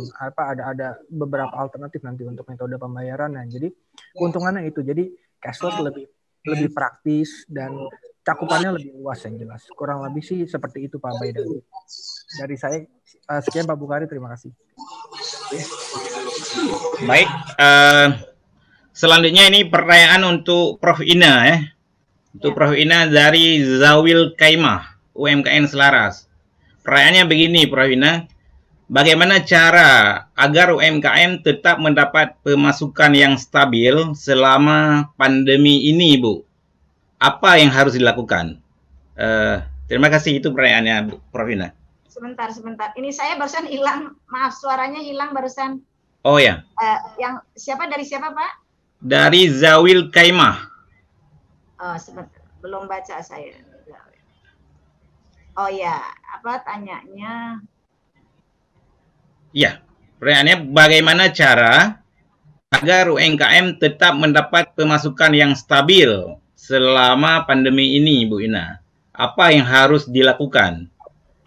Ya, memang harus melihat apa yang menjadi kebutuhan dari orang-orang yang ada di sekeliling kita sekarang gitu ya.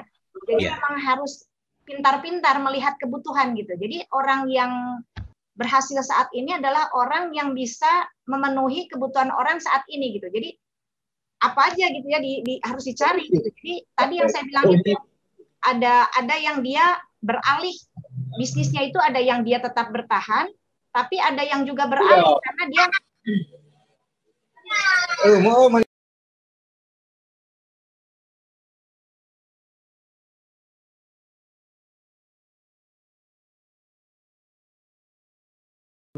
Bu Ina tidak ada suara tuh. Bu Ina. Oh iya. Oh saya maaf masih ke-mute. Ya jadi sebetulnya untuk Pak Zawil, jadi saat ini adalah bukan suasana yang normal. Jadi kita nggak bisa juga melakukan bisnis kita dengan bisnis as usual. Jadi memang harus dilihat saat ini tuh ya pinter-pinter mencari peluang-peluang gitu, melihat apa yang menjadi kebutuhan orang saat ini. Jadi ketika saya nggak tahu Bapak menjualnya apa gitu ya. Bapak memang harus betul-betul melihat apa yang dibutuhkan orang-orang. Jadi nggak usah yang jauh-jauh, yang di dekat-dekat Bapak dulu aja. Nanti kan itu akan lama-lama akan lebar gitu, akan lingkarannya itu akan makin besar ketika Bapak membeli hal-hal yang membuat hal-hal yang memang dibutuhkan saat itu gitu. Jadi memang saat ini nggak mudah, tapi memang tetap semangat Pak Zawil. Jadi memang kondisinya seperti itu. Mungkin itu dulu Pak. Ya, Prof. Ina, ini ada satu perayaan lagi. Nanti setelah ini kita akan minta perayaan langsung, karena memang banyak yang bertanya. Ini kembali ditanyakan kepada Prof. Ina ya, perayaan dari Azika Fardia dari Universitas Syekh Kuala. Menurut Bu Profesor Ina, bagaimana langkah konkret yang dapat dilakukan oleh pelaku UMKM untuk menormalisasi produksi dan memulihkan pendapatan di masa COVID-19 yang masih berlangsung seperti ini? Baik. Jadi Pak, tadi seperti yang saya sampaikan ke Ibu ya, Bu Azika. Jadi sebetulnya saat ini nggak bisa UMKM dengan berbagai keterbatasan didiamkan sendiri. Perlu ada bantuan. Jadi yang tadi saya sampaikan, kalau bisa Pemkot Aceh melakukan survei di masing-masing kecamatan, kemudian melis gitu, apa sih persoalan yang dihadapi. Nah, jadi terpotret sehingga nanti ini nih untuk menormalisasi produksi mungkin apa yang bisa dibantu dari UMKM A misalnya atau UMKM B, atau mempertemukan antara pembeli dan produsen dan konsumen yang kayak gitu Pak. Jadi memang saat ini nggak bisa kalau UMKM sendiri. Nah jadi untuk memulihkan pendapatan yaitu ini kerjasama antar instansi yang ada di Kota Aceh ini gitu. Bagaimana memotret, memiliki data yang valid, kesulitannya di mana saja. Kalaupun misalnya ada yang belum dapat dana PEN dari ini, apa yang harus dilakukan gitu ya.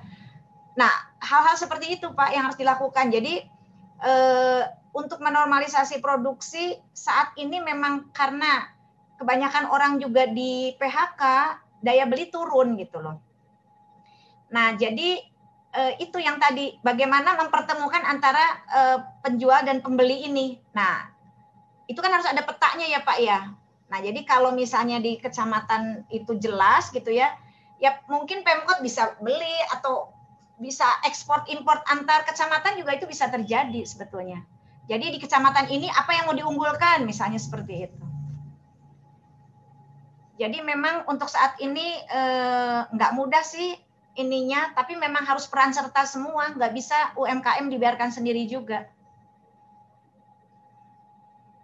Itu Pak Buhari. Baik, Prof. Ina, tadi sudah jelaskan dan mudah-mudahan semua mendengarnya. Baik, kita ambil perayaan nanti 2 orang dari peserta. Silakan tunjuk tangan. Siapa yang mau bertanya? Iya, Susanti Jafar ya. Tolong dicatat namanya Susanti Jafar. Ini perayaannya diarahkan ke Ibu Ina atau ke Pak Moshe ya. Harus jelas apa yang mau ditanya. Ini dulu nanti kita satu lagi setelah Ibu Susanti Jafar. Silakan Bu. Dibuka mood-nya tuh.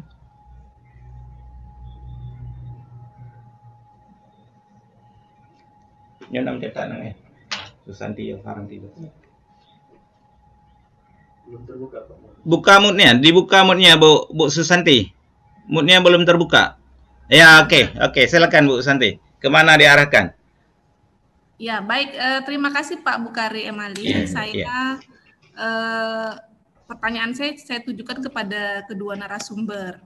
Nah, saat ini mungkin kalau berbicara UMKM, mungkin saya akan fokus di UMKM bidang menjahit ya atau sulap-ulam. Jadi yang berkaitan dengan benang dan kain ini. Nah ini mungkin agak kurang terperhatikan dahulu gitu. Tapi saat ini ketika kebutuhan masker membludak Iya.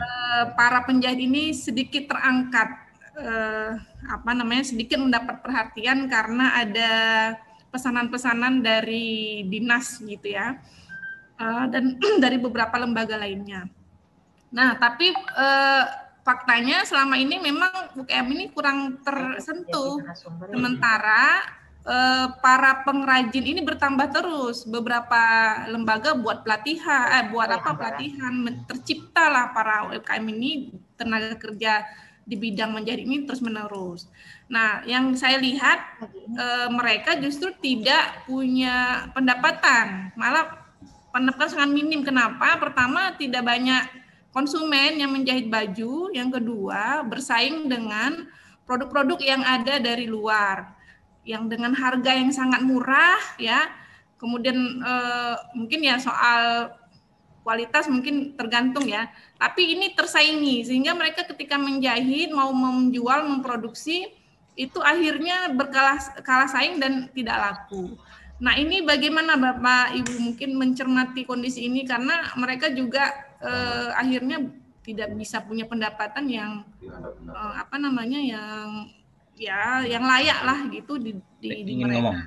Ya, itu saja mungkin Pak Bukhari, saya lemparkan ke kedua narasumber, mungkin ada pendapat dan solusi sehingga ini bisa tetap menjadi pegangan buat kami lah untuk melangkah yang ke depan.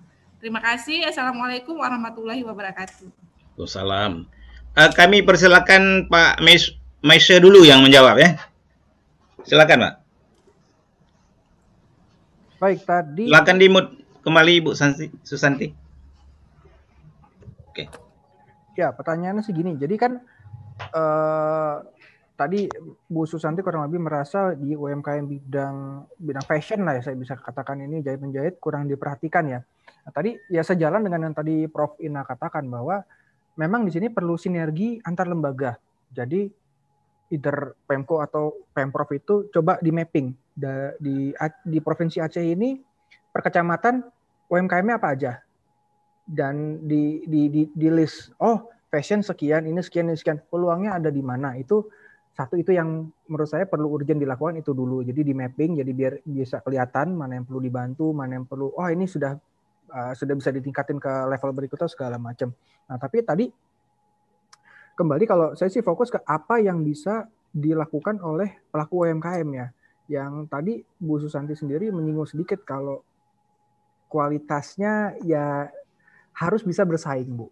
Jadi karena gimana pun juga pembeli itu kan saya katakan sebagai pembeli pasti mencari yang kualitasnya bagus gitu. Jadi di sini coba bisa ditingkatkan dulu kualitas produknya, kualitas packagingnya seperti apa kayak gitu. Dan kalau kami sendiri tadi membantunya apa? Kami dari akses pemasarannya nanti itu kami bantu di UMKM umkmu.id itu tadi. Nah cuman itu tadi kalau misalnya kalau produknya juga kualitasnya nggak bagus kan ya agak susah juga kita mengharapkan ada pembeli yang mau gitu mampir, karena ya analoginya gini aja nih, kalau ada sama-sama toko baju sampingan dua-duanya, yang satu pelayanannya toko A pelayanannya bagus, jahitannya bagus, bahannya juga bagus, produknya bagus, sedangkan kalau yang toko B ya dia kadang buka kadang enggak gitu, dan kalaupun buka misalnya bajunya pun kualitasnya nggak bagus, terus penataannya pun nggak enak dilihat,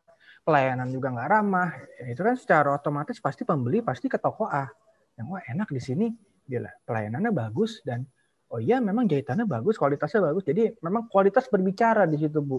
Jadi kalau menurut kami yang bisa dilihat di sini itu tadi tingkatkan kualitasnya deh. Kalau kualitas sudah bagus itu istilahnya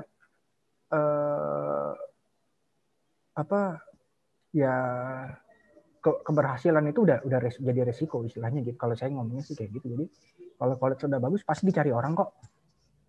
Kurang lebih kayak gitu Bu Susanti dari saya. Terima kasih. Baik. Saya tambahkan ya Pak Buhari ya. Suara Pak Buhari nggak kedengaran. Di mute. Oh iya, silakan Prof Ina merespon pertanyaan Ibu Susanti.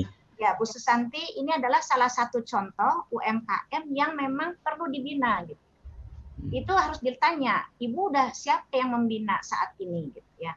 Jadi memang dengan keterbatasan yang ada itu yang membantu ya itu tadi, apakah instansi mana gitu yang melihat berbagai kelemahan dari maksudnya kelemahan dari produk yang ada supaya bisa bersaing gitu. Nah itu ya. Jadi memang ibu harus membuat seunik mungkin yang kira-kira orang akan memilih ke produk ibu gitu. Nah berarti kan memang harus membuat yang unik ibu ya. Jadi khas Aceh yang orang nggak bisa buat itu apa sih? Nah ibu dalami itu gitu. Kemudian ibu lihat warna-warnanya, kesukaannya di provinsi ini apa sih, kesukaannya ini apa sih, misalnya gitu. Ibu kalau jual mungkin kalau ibu dijual di mana, di Acehnya sendiri, persaingannya banyak ya Bu ya. Berarti ibu harus mulai mencoba juga ke tempat lain, melihat ininya.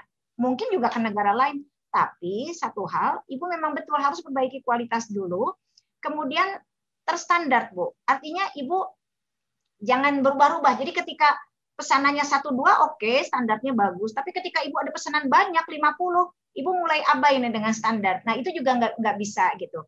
Nah nanti kalau orang udah sekali beli, ternyata beli banyak jadi begini gitu. Udahlah nggak beli lagi gitu. Nah jadi yang hal-hal seperti ini tuh memang perlu ada pembinaan, memang perlu. Suara saya kedengaran nggak Bu? Ya, jadi memang perlu ada pendampingan Bu. Ini memang ada perlu pendampingan. Jadi yang tadi saya bilang, usaha mikro itu kalau yang ngedampinginya juga nggak ngerti, yang nggak maju-maju gitu loh. Jadi memang perlu ada orang yang tahu, yang bisa ngelihat, membaca pasar, barang yang disukai itu seperti apa, kayak gitu. Jadi ya kalau UMKM-nya mau maju di Kota Aceh, ya harus bersinergi semuanya gitu. Petakan semua. Jadi di kelas-kelas ini, kelas yang siap ekspor, kelas yang di bawahnya, ada bawahnya lagi. Nah itu treatmentnya beda-beda juga gitu. Mungkin itu sih Pak Buhari. Iya. Pak Bukhari, sedikit lagi bisa Pak Bapak? Ya, pendek aja ya karena banyak yang antri Bu Susanti, pendek aja. Baik Pak, terima kasih Ibu, Prof dan Pak Musi, dan alhamdulillah memang kami saat ini lagi membentuk sebuah ikatan penjahit seluruh Aceh. Dan ternyata memang ketika kami sudah membuat grup seperti Ibu katakan tadi, ini tadi mensinergiskan, mampunya kami mungkin diantar mengrajin, belum antar dinas ya.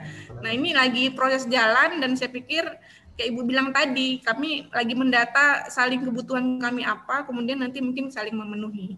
Jadi ini mulai terbentuk ikatan pengrajin Aceh, pengrajin dalam arti pengrajin fashion untuk Aceh. Doakan semoga ini bisa berjalan lancar Bu, dan kami sangat berterima kasih dengan saran Ibu dan Bapak. Terima kasih begitu Pak Bukhari, terima kasih. Iya. Terima kasih Bu Susanti. Ada lagi yang bertanya? Silakan tunjuk tangan. Angkat tangan. Siapa? Tangan dah. Siapa? Ada? Sebelumnya ada yang angkat tangan, mungkin Pak Rahmat dari OJK mau masuk. Silakan Pak Rahmat dari OJK. Ya, baik Pak Bukhari. Iya. Selamat siang Pak Ina, selamat siang Pak Moisha. Pak Bukhari, nanti saya bisa dicatat untuk penerima pulsa ya. Saya ingin bertanya aja nih sama Prof Ina. Iya. Gini Prof, ada beberapa pertanyaan yang ingin saya sampaikan. Dari penjelasan Prof Ina tadi, menurut pandangan saya pribadi, peran pemerintah tentunya sangat penting di sana ya Bu ya, untuk supaya UMKM ini bisa kelas atau bagaimana gitu. Nah, ada beberapa pertanyaan Prof Ina. Yang pertama yang ingin saya tanyakan adalah, apakah penting pemerintah daerah itu mempunyai satu outlet yang menampung semua produksi UMKM yang ada di satu daerah tersebut. Selain kita mengetahui di Kranasda juga mempunyai outlet untuk menerima barang-barang yang diproduksi oleh UMKM dalam negeri atau di daerah atau di lokal. Nah, pertanyaan pertama saya, apakah penting pemerintah daerah membuat, baik pemerintah daerah kota maupun kabupaten, membuat satu outlet yang bisa menampung produksi atau barang-barang dari UMKM yang ada di satu daerah tersebut. Dan kalau seandainya pemerintah daerah membuat satu outlet tersebut, bagaimana menurut pandangan Prof. Ina dampaknya terhadap pedagang yang lain? Nah, itu yang pertama. Yang kedua, terkait dengan tadi Prof. Ina sempat menyinggung terkait barang ekspor. Nah, yang ingin saya tanyakan untuk yang kedua ini, bagaimana apabila dalam kondisi sekarang kan permintaan ekspor berkurang. Nah, dalam kondisi sekarang permintaan ekspor berkurang, sementara UMKM atau produksi dalam negeri tetap para pelaku usaha itu tetap memproduksi barang, sehingga ketika permintaan berkurang tentunya akan ada penumpukan barang inventory jadinya. Ya. Nah,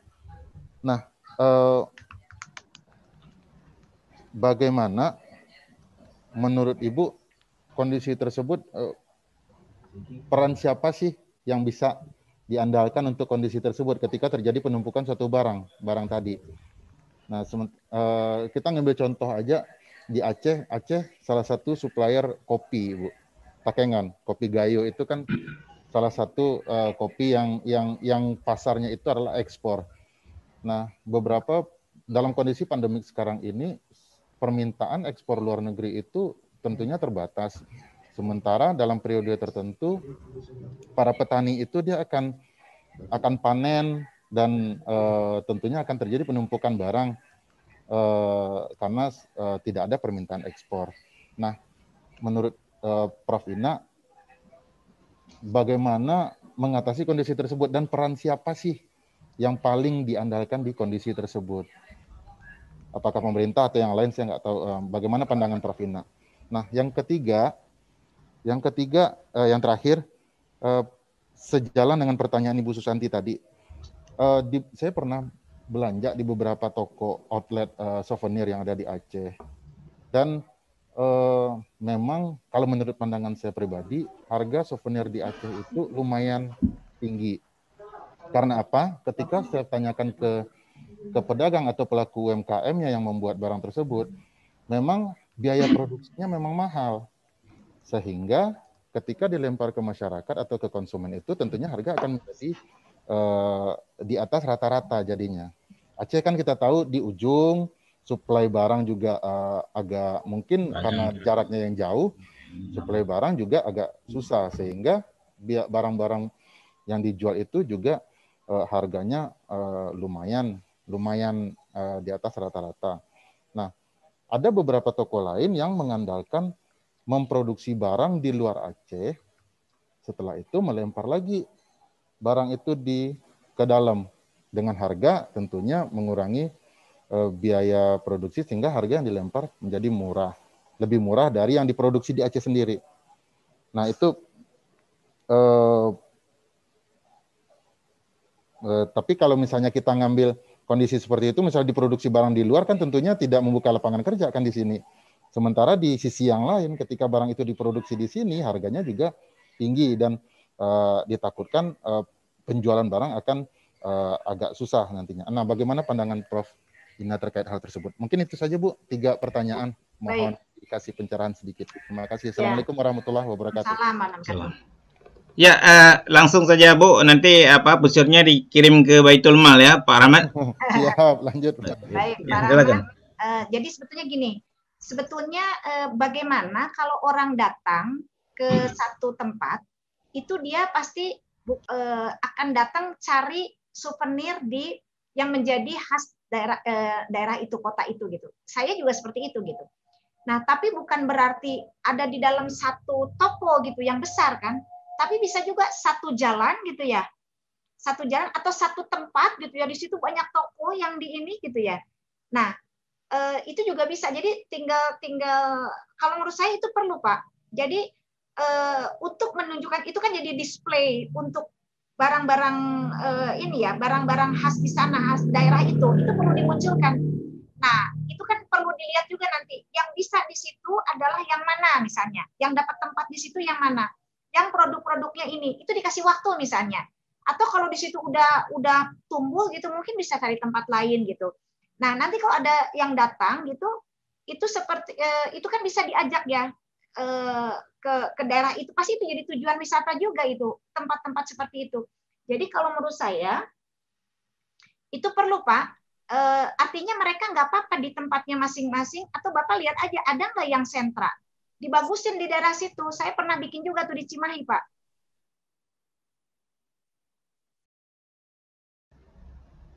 Terputus.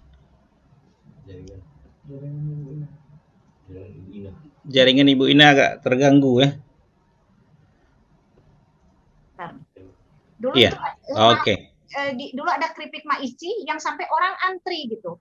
Nah itu awalnya di Cimahi, itu banyak di satu tempat itu ada toko-toko yang ini.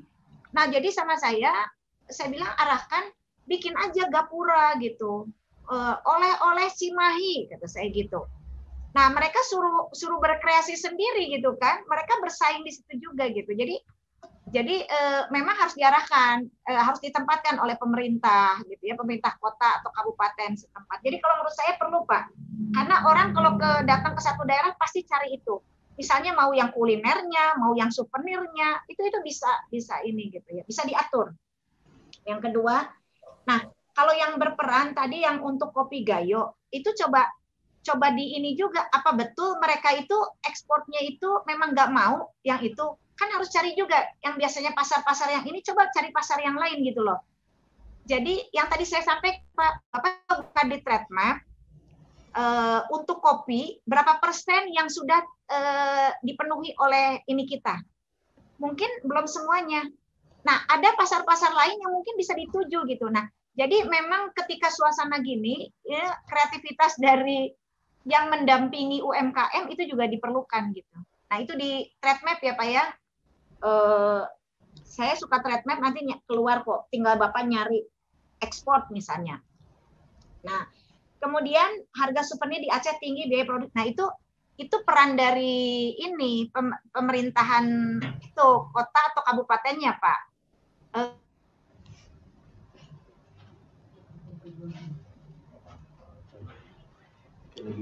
Terganggu sedikit.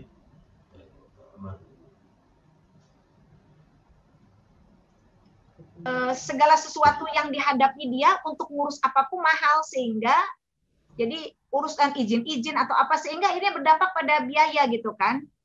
Nah jadi itu yang harus diperhatikan gitu, bagaimana, atau bikin ya tadi saya bilang, apakah bikin kayak sentra gitu ya, jadi khusus di situ souvenir macam-macam gitu. Nah yang gitu di situ ada insentif apa gitu, jadi jangan sampai khas souvenir dari sana itu, atau ya souvenir dari sana yang khas itu akhirnya hilang gitu, karena mereka sendiri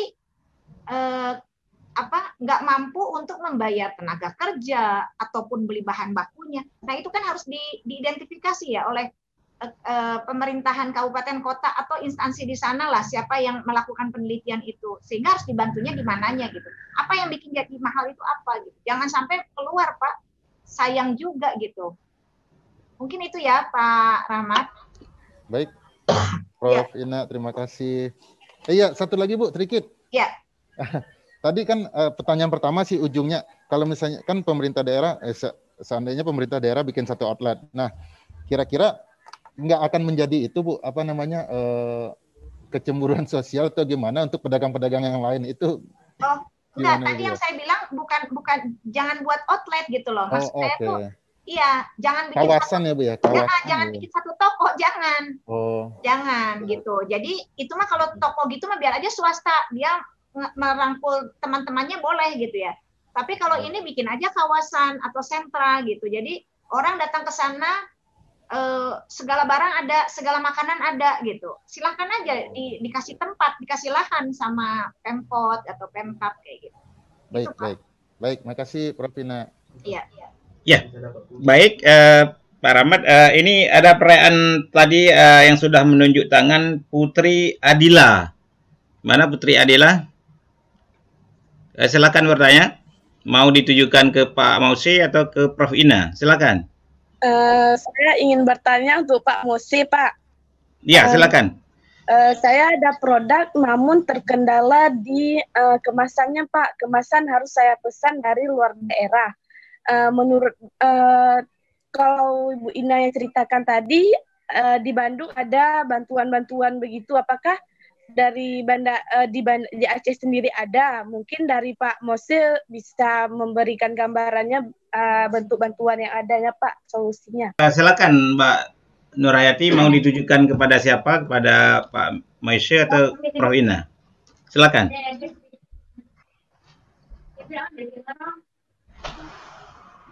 Masih ada Ibu Nurhayati? Ya, silakan dibuka itu, dibuka. Oh. Tidak ada? Kosong. Kosong. Halo. Ya, ganti aja Pak sama Yuliana Capli nih, kosong. Kosong. Siapa diganti? Yuliana Capli. Yuliana. Oke, yang terakhir kita persilakan Mbak Juliana ya. Iya, Yuliana Capli. Juliana Capli, silakan. Bu Juliana. Enggak ada. Ada Pak. Ada. Ya, silakan.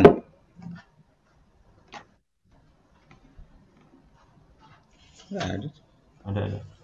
Udah tambah. Bukan mute ada. Halo Bu Juliana. Ya. Mute yang dibuka dong. Suara Bang.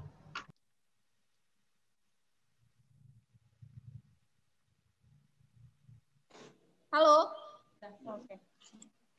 Ya, halo Pak. Kedengeran ya sih? Sudah kedengaran Bu, udah, tapi kecil. Silakan. Halo Pak. Apa ada kedengeran? Sudah.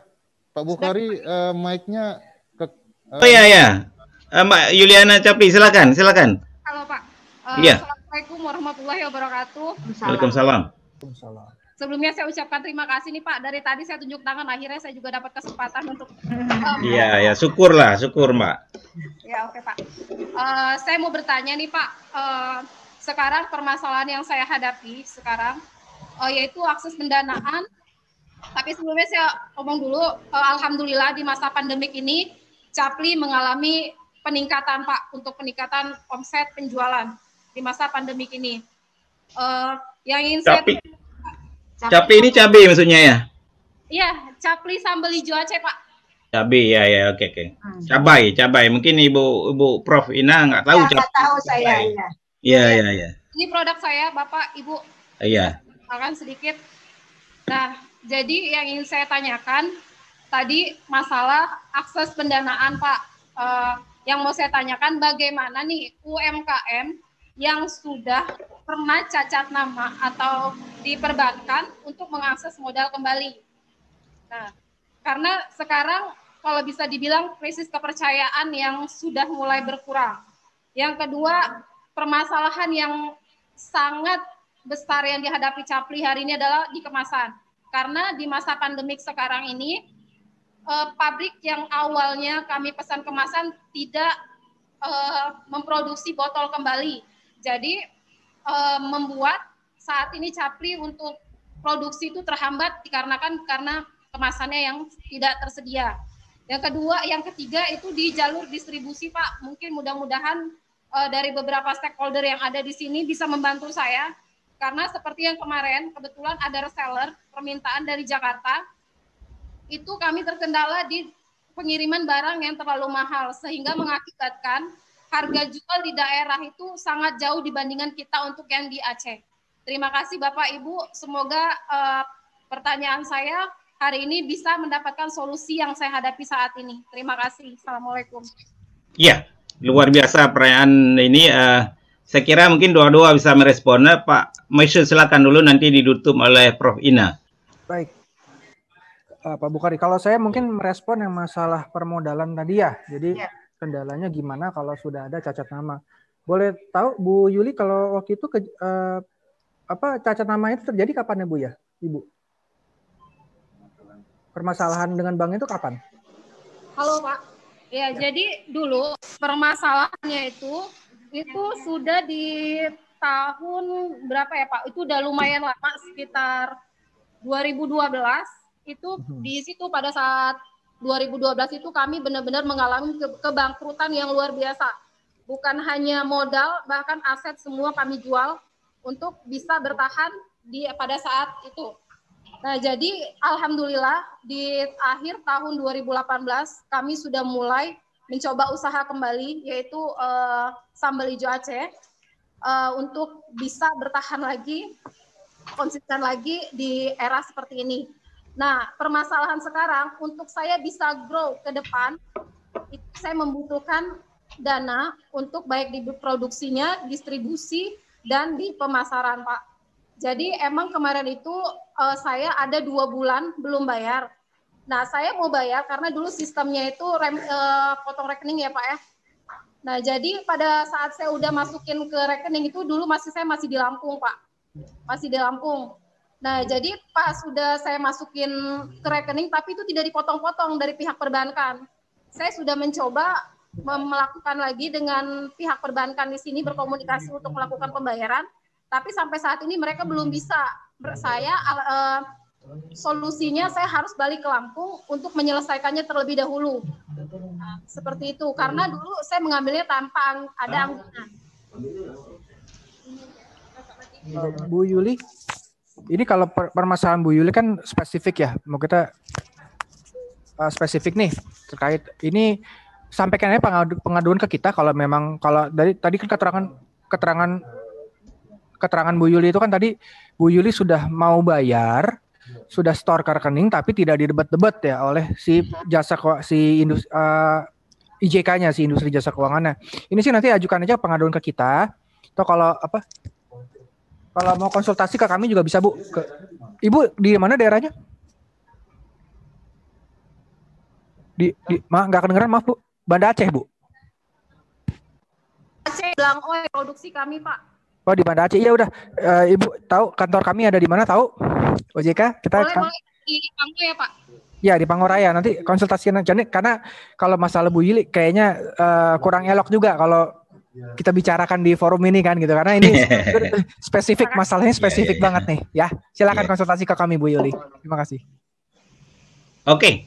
Mungkin ditutup oleh Prof Ina ya jawaban ini, merespon pertanyaan Bu Yuliana Capli. Ini cabai Bu. Cabai ya. Iya, tadi cabai. Masalah kemasan memang ya harus cari jalan cari ini penggantinya gitu. Nggak bisa kita menunggu. Masa terus udah gitu jadi kita nggak jadi berproduksi gitu. Jadi harus cari Bu di mana yang kira-kira bisa membuat ini gitu, apa namanya, ya Ibu rajin-rajin cari di ini, sekarang tuh banyak sekali kok di internet gitu, di ini coba Ibu cari dulu, ada nggak, mungkin taunya ada di Aceh juga gitu ya, Ibu cari dulu untuk ini, karena sayang juga kalau Ibu udah penjualannya bagus, udah gitu orang kehilangan juga produk Ibu gitu, jadi ya Ibu harus cari itu, jangan sampai, jadi kalau Ibu sekali Ibu udah hilang dari peredaran produk Ibu, maksudnya itu orang nggak akan balik lagi. Ibu sedikit bertanya, boleh Bu? Halo? Agak terputus ini punya Bu Ina. Mungkin saya bertanya Bu, apakah ada Bu link dari Ibu sendiri? Karena kan biasanya paling banyak kemasan itu daerah Bandung. Untuk link yang bisa diberikan kepada saya. Ya saya harus cari itu, Ibu. Saya nggak pernah tahu, nggak pernah nyari juga ya. Kalau cari pasti ada. Jadi Ibu cari aja buat kemasan kayaknya seperti Ibu itu cari dulu. Dan itu sekarang juga harganya juga bersaing kok. Ibu coba aja dulu gitu. Nanti kalau ini. Tapi sayang Bu, kalau Ibu udah ada pasarnya, Ibu terus meninggalkan itu hanya gara-gara nunggu kemasan yang itu, sayang. Ibu harus cari kemasan baru. Ya. Oke. Baik itu Pak Bu Hari. Oke, terima kasih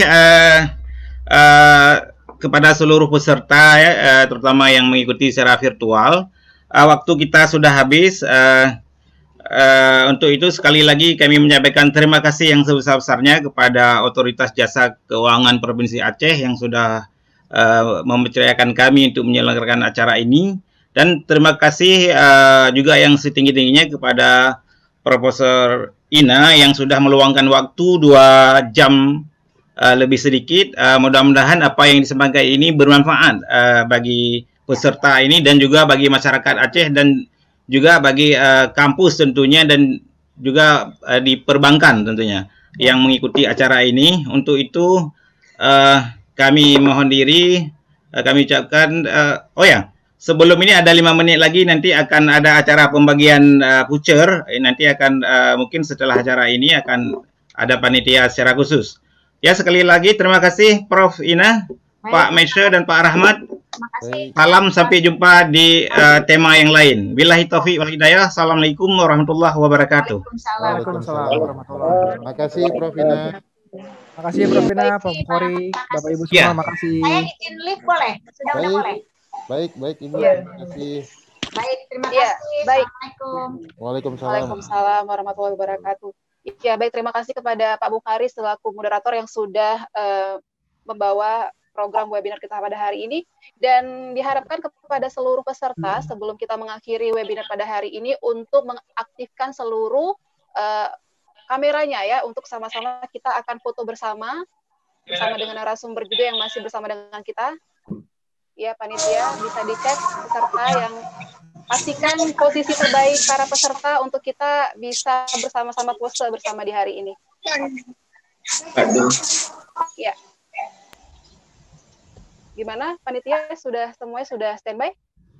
Ya, dan seperti biasa dan diinformasikan sebelumnya bahwa nanti juga 5 orang ada di sini, 4 orang penanya.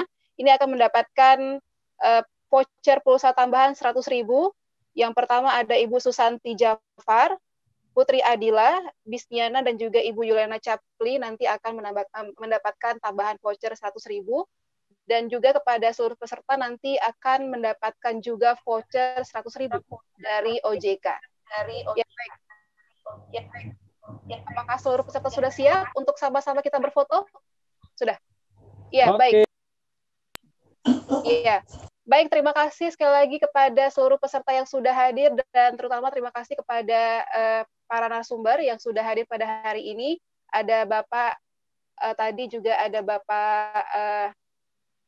Bapak Moise Sofian selaku Kasubag Edukasi dan Perlindungan Konsumen OJK Provinsi Aceh. Terima kasih Bapak.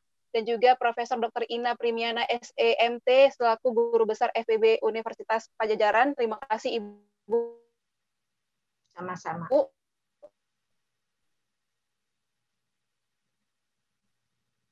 Dan juga ada Bapak Aulia yang sudah memberikan sambutan pembukaan. OJK Ali selaku News Manager Harian Serambi Indonesia sudah memandu webinar pada hari ini. Terima kasih juga sekali lagi kepada seluruh peserta webinar yang tergabung melalui Zoom dan juga yang sudah mengikuti melalui siaran langsung. Lagi diinformasikan kepada seluruh peserta yang mengikuti dari awal hingga akhir webinar ini via Zoom itu akan mendapatkan voucher pulsa Rp100.000 yang akan ditransfer dalam kurun waktu 2 hingga 3 hari. Sekali lagi terima kasih kepada seluruh pihak yang terlibat pada webinar OJK pada hari ini. Sampai berjumpa lagi di webinar berikutnya, insya Allah. Saya Eka Nataya selaku host juga pamit undur diri. Wassalamualaikum warahmatullahi wabarakatuh. Waalaikumsalam warahmatullahi wabarakatuh. Baik, Rahmat. Baik, Prof. Ina, terima kasih. Terima kasih Prof. Ina. Ya. Terima kasih. Semuanya.